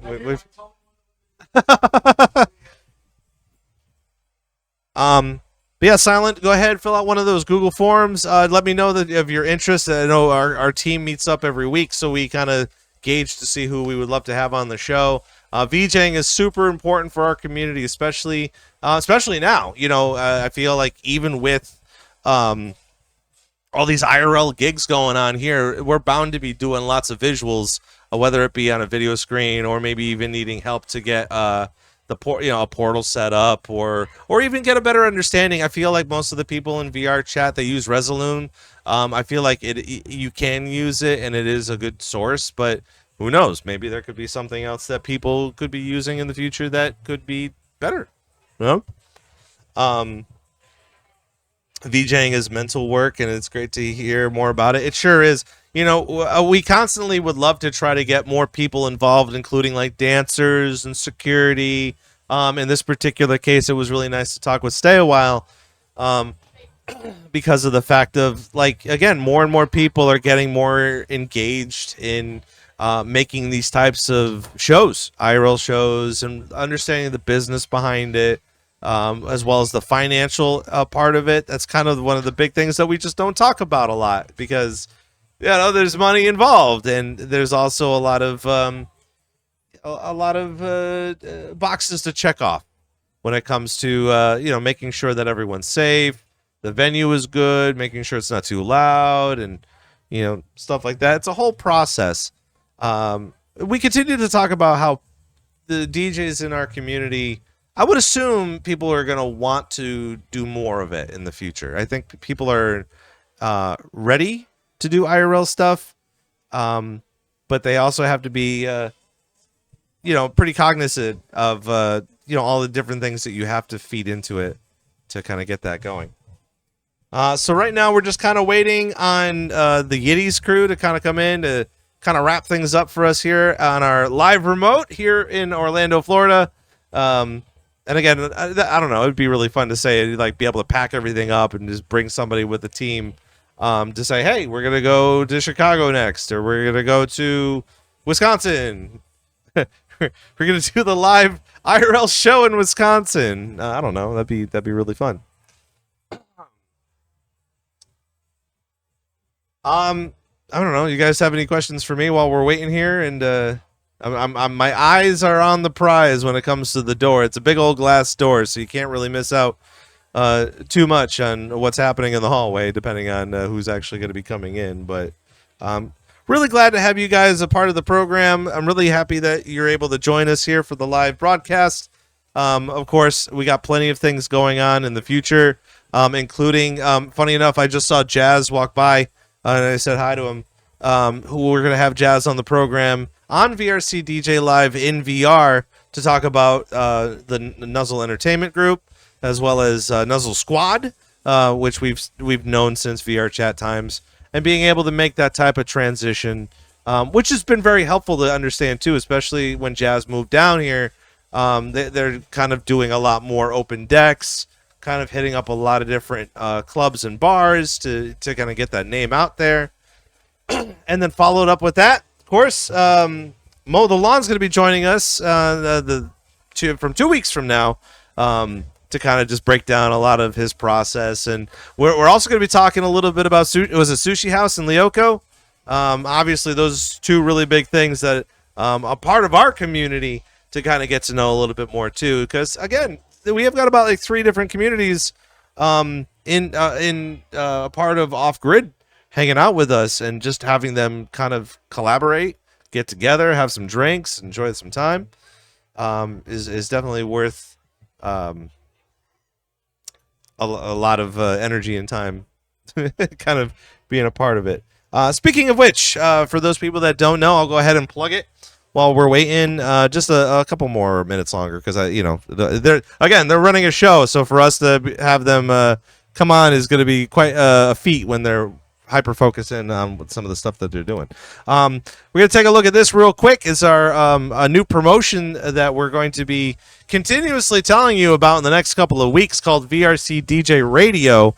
We ended up having this featured a couple of months ago, early on in the summertime, featuring you as a DJ that wants to be a part of our program. Of course, this is happening around Christmas Day and on New Year's Day. It's going to be a 24-hour radio station featuring your mixes. So if you would like to join us and be a part of this wonderful experience where we have a constant 24-hour radio station featuring your mixes, all you need to do, make a 45-minute mix of any genre that you choose, fill out the Google form and then send us the mix with some logos and stuff like that. And wouldn't you know it, we'll get that out there.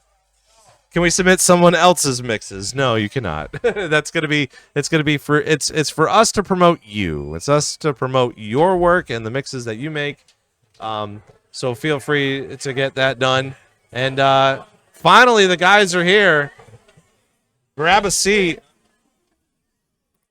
Let's see if we can kind of fit you in here.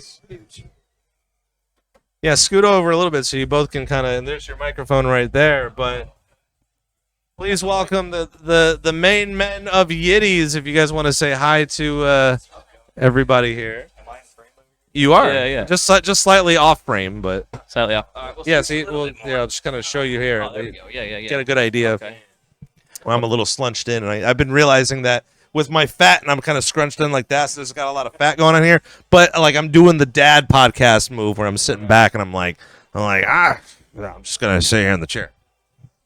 Well, what's up, everybody? Kyle from Yiddies. This is Fox, the other owner. Fox, how's it going? How are you guys going so far? Tonight's been going great. Yeah, sorry. I need to grab the mic. Yeah. We're not used to this. But yeah, no, the night's been going great. Honestly, it started off, we were weren't sure what was going to happen. And we definitely needed more time to set up because people started showing up before we were fully set up. But Did you have like a whole queue waiting for people to come in? Yeah, Or? we actually had a queue before the time to open. And we were like, oh no, we have to handle that, but then finish setting up all the audio and everything. It was hectic. It was funny wild. for me because I was sitting in here and the door was open. I was seeing both of you, everybody running back and forth. Everyone was peeking in. And I'm just sitting here killing time, 90 minutes later, and no one's coming in to do any sort of interview or talk or anything like that. So Yeah, I mean, we had to finish up. We had to finish up everything, but we got it done just in the nick of time. The porta potties were literally rolling up as people were filling in. yeah, that's what Stayawhile was talking about. Yeah. So it was pretty crazy there for a minute. And by the way, if you showed up early, why? Don't do that. Stop doing that. For real. We don't We like were that. talking a little bit about that too, being I forgot who was sitting in here was explaining, do people want to start showing up right away or will people start showing up a little bit later? But what have you been kind of seeing so far as the people in the VRChat community coming in? Honestly, we did have a small influx of people show up early, like we said, but people actually showed up right on time. We instantly hit 70 some people show up right away. And now we're up to 150 right 150, 160 people here, and Hey. dude, it's popping off. Nice, We're that's- having a good time. That's So, exciting. Yeah.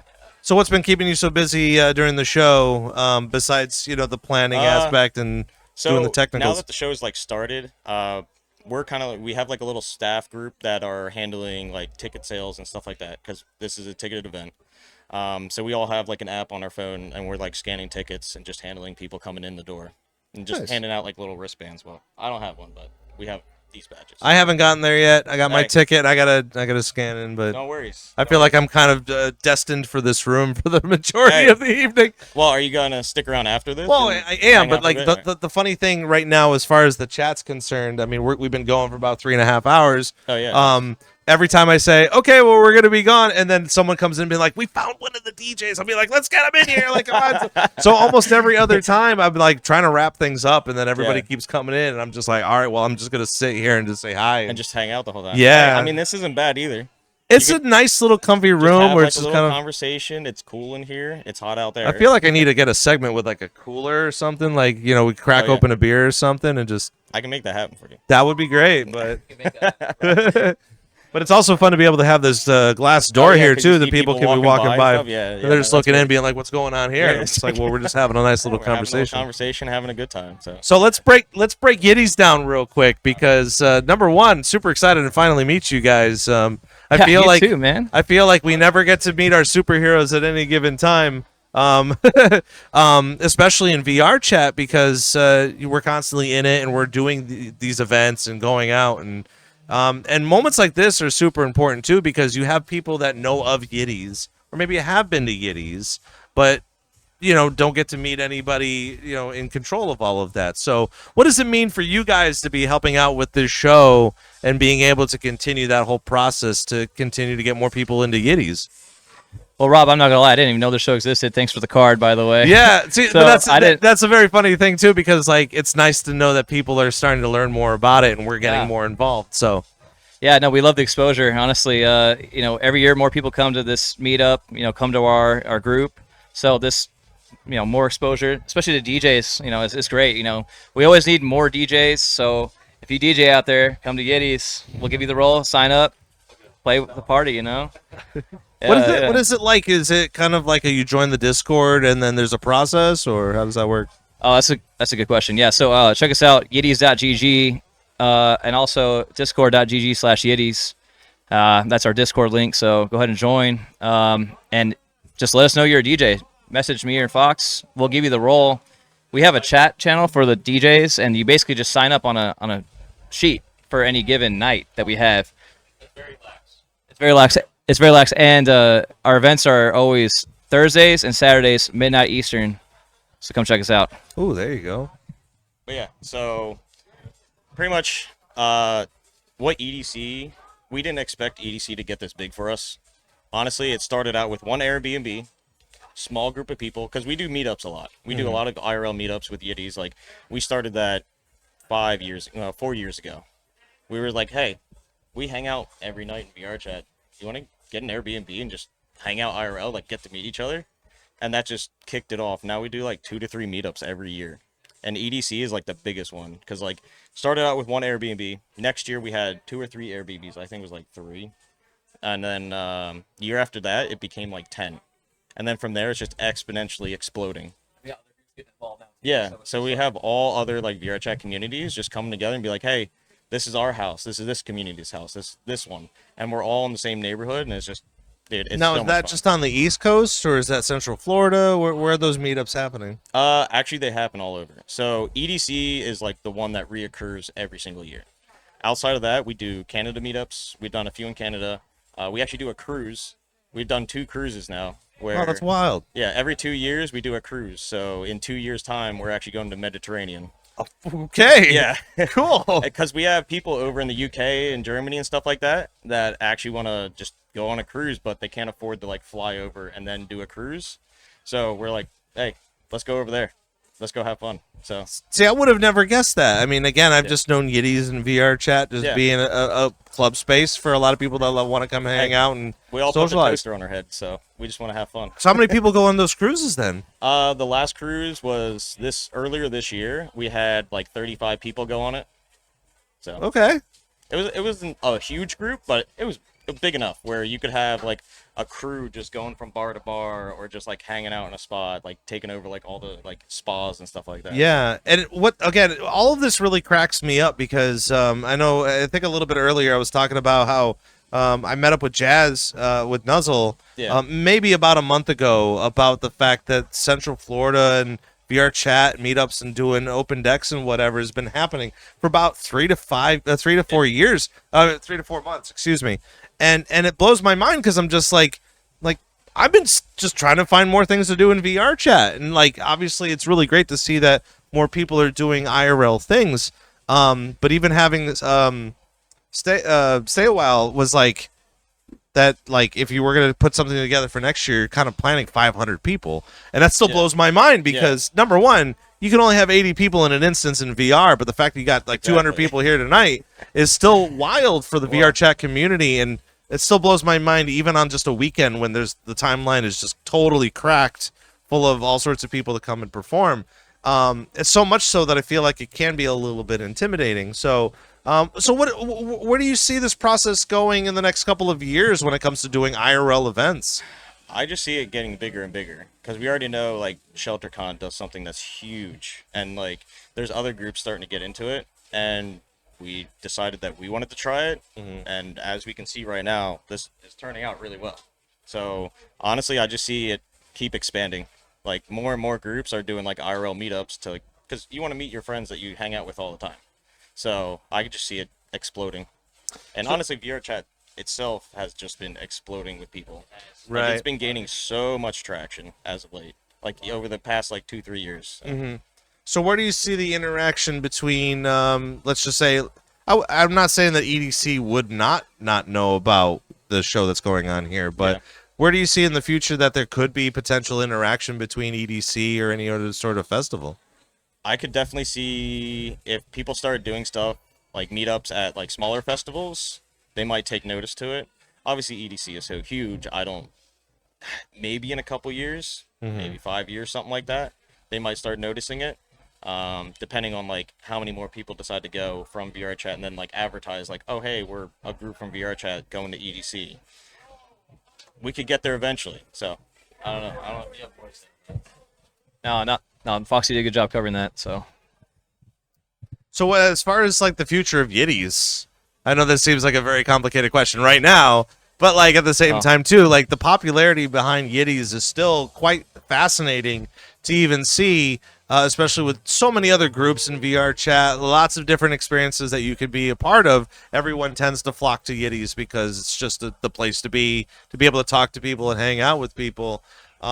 Even going into like, let's just say next year, and especially with all the newer DJs coming in, is it just going to be a matter of continuously grinding and maybe getting much larger community members? Or, I mean, that is a goal, but it's kind of just going to happen how it happens. We've seen steady growth over the past 5 years. We've been around for about 5 years now, and it just keeps going up and up and up. And we're excited to see where this goes. Now, any solid plans? Not so much. We're just going to keep doing this yearly meetup, keep doing more meetups, figure out where else to go. By the way, the cruises are really expensive, so that one's more of the cost prohibitive one, but the Orlando trip's pretty affordable for most people, so this one tends to get really big. Yeah, but speaking about that too, and again, this is going to be a really hard pill to swallow, but like, let's just say people are starting to make more events throughout the year. Do you think eventually it's going to, like, people are going to run out of money if they're thinking about traveling like once a month to go hang out with their friends? That's certainly, an issue, right? But that's just reality. That's life, right? So you don't have to go to every meetup if you don't need to, but we always suggest, you come on out, hang out with us. Of course, if you missed out on this venue, you missed out on this show, then you just missed out. Like, obviously, you're going to want to be there. At EDC 2025, if you're not here, you got to come next year. You know what I'm saying? You got to get here. It's a blast. I mean, it is insane. And by the way, it's popping off so much here that we had the cops come, and it's all good. It's all dealt with, but the cops already came. That's dope. So you already know that your event's pretty successful when the people, when Grandma Susan is like, they're being too loud on it. I have to go to work tomorrow. Like, okay, great. I had to talk to the cop, by the way, and he was like, yeah, dude, I'm just pretending like I'm busy. Like, I'm going to EDC too, you guys. Like, we'll see you there. That's great. Yeah, it's funny. Look, got to be a lot of people out here saying hi. And I mean, we also mentioned to him that once he's off hours, he can come back. Hey. We'll see. Yeah, as long as he's not like wearing the badge. Yeah. Hanging out. With hey, like that. Off duty, he's fine. He can do whatever. True. So, but yeah, so with the meetup thing, it's like, sure, we do 2 to 3 a year, but sometimes we do more. But like, we also don't go to every single one. Sure. So it's kind of like a community-driven type of meetup. Like, we encourage people, hey, if you want to do a meetup, get some of your friends from the group and just go party somewhere. Like, so. Yeah, there's people that are going to have like FOMO because they're going to miss out on some of them, but some are more affordable than others, and that helps other people that like maybe can't go to every single one. So it's kind of like a give or take type of thing for the meetups. It's so dope to be able to just sit here and kind of talk about this sort of stuff. Like, obviously, we got VRChat to blame for all of us kind of getting together. And, and we have been kind of breaking down like what would the process be once we've kind of, I don't want to say detached from VRChat, but at some point in time, I feel like if things are going to start picking up, continue with the process and see how much it can grow and continue on. But again, for us to sit here and kind of project that is kind of strange and feels a little weird. The fact that we're here in the first place, because like 5 years ago, 6 years ago, I would have never thought this would.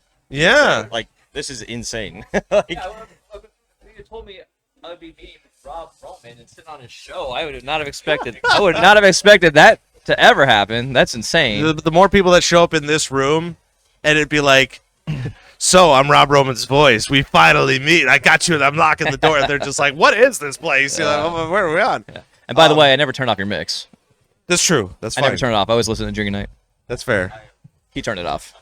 Listen, I got invited out to the Netherlands. They paid for me to go to the Netherlands just so they could play the Drinking Night mix, and I'm just my god, no way. I've been on a flight for 9 hours, 10 hours just for you to like, whatever. We'll have a good time. It's fine. That's funny. But I'm not gonna keep you guys too long because you got some more things going on here. But well, I want to go and party. I'm sitting here and I'm just like looking at the time, and I'm just like, I'm missing out on a lot of show. That's the idea. It's like you guys are the last people to talk to. Otherwise, some drunk person's gonna come in and be like, "Oh my microphone. Box cow, Rob Roman. Yes. Anything else you want to say to everybody before you get out of here? Or? Well, be sure to check us out. Like I said, yetis.gg, discord.gg/yetis. Come on through. I'm Kyle. You're You're Fox. Fox. That's Kyle? Yeah. I mean, people mix us up all the time, by the way. It's crazy. And yeah, let's party. Honestly, yeah. And we're just a community. We just want to have fun. So if you want to have fun, just come join us. And also, just enjoy yourself. Enjoy the game that you're playing, and just have a good time. Rock and roll. Yes, sir. All right. Well, guys, Hey. pleasure to meet you. Glad to have you here. We got to go out and party right now. Yeah. I got to wear jeans and put on my sweater. I'm chilly. But Hey. we'll see you guys out there. Yes, sir. I appreciate it. All right. Back to it. Yeah. And that's going to kind of do it for us for VRCDJ Live. And wouldn't you know it, everybody's partying except for me. And I got to go out there and kind of get my groove on a little bit. But again, we're going to finally break it down and say, hey, thanks for coming by. We'll continue our process next week, Thursday around time. I think Thursday our show starts at 10 p.m. Eastern, so it's going to be a late one. But again, we're going to be talking with Jazz from Nuzzle and get to know everything that they've been kind of working on, including mow the lawn the week after that. So make sure you're tuning in. We got the full schedule for you up on X and Blue Sky. We're going to be replaying this episode up on YouTube, hopefully by the end of the weekend, depending on if more house parties are happening and I have to go and explore those kind of things. So you could also take a look at all the highlights and replays up on YouTube at VRCDJLIVE. Of course, the link is there for you as well for the link tree for VRCDJ. So for all of our guests out here for Off Grid, it's always a real pleasure to be out here to do a live remote. And I'm Rob Roman. Thank you guys for coming by. And hey, we'll see you guys next time.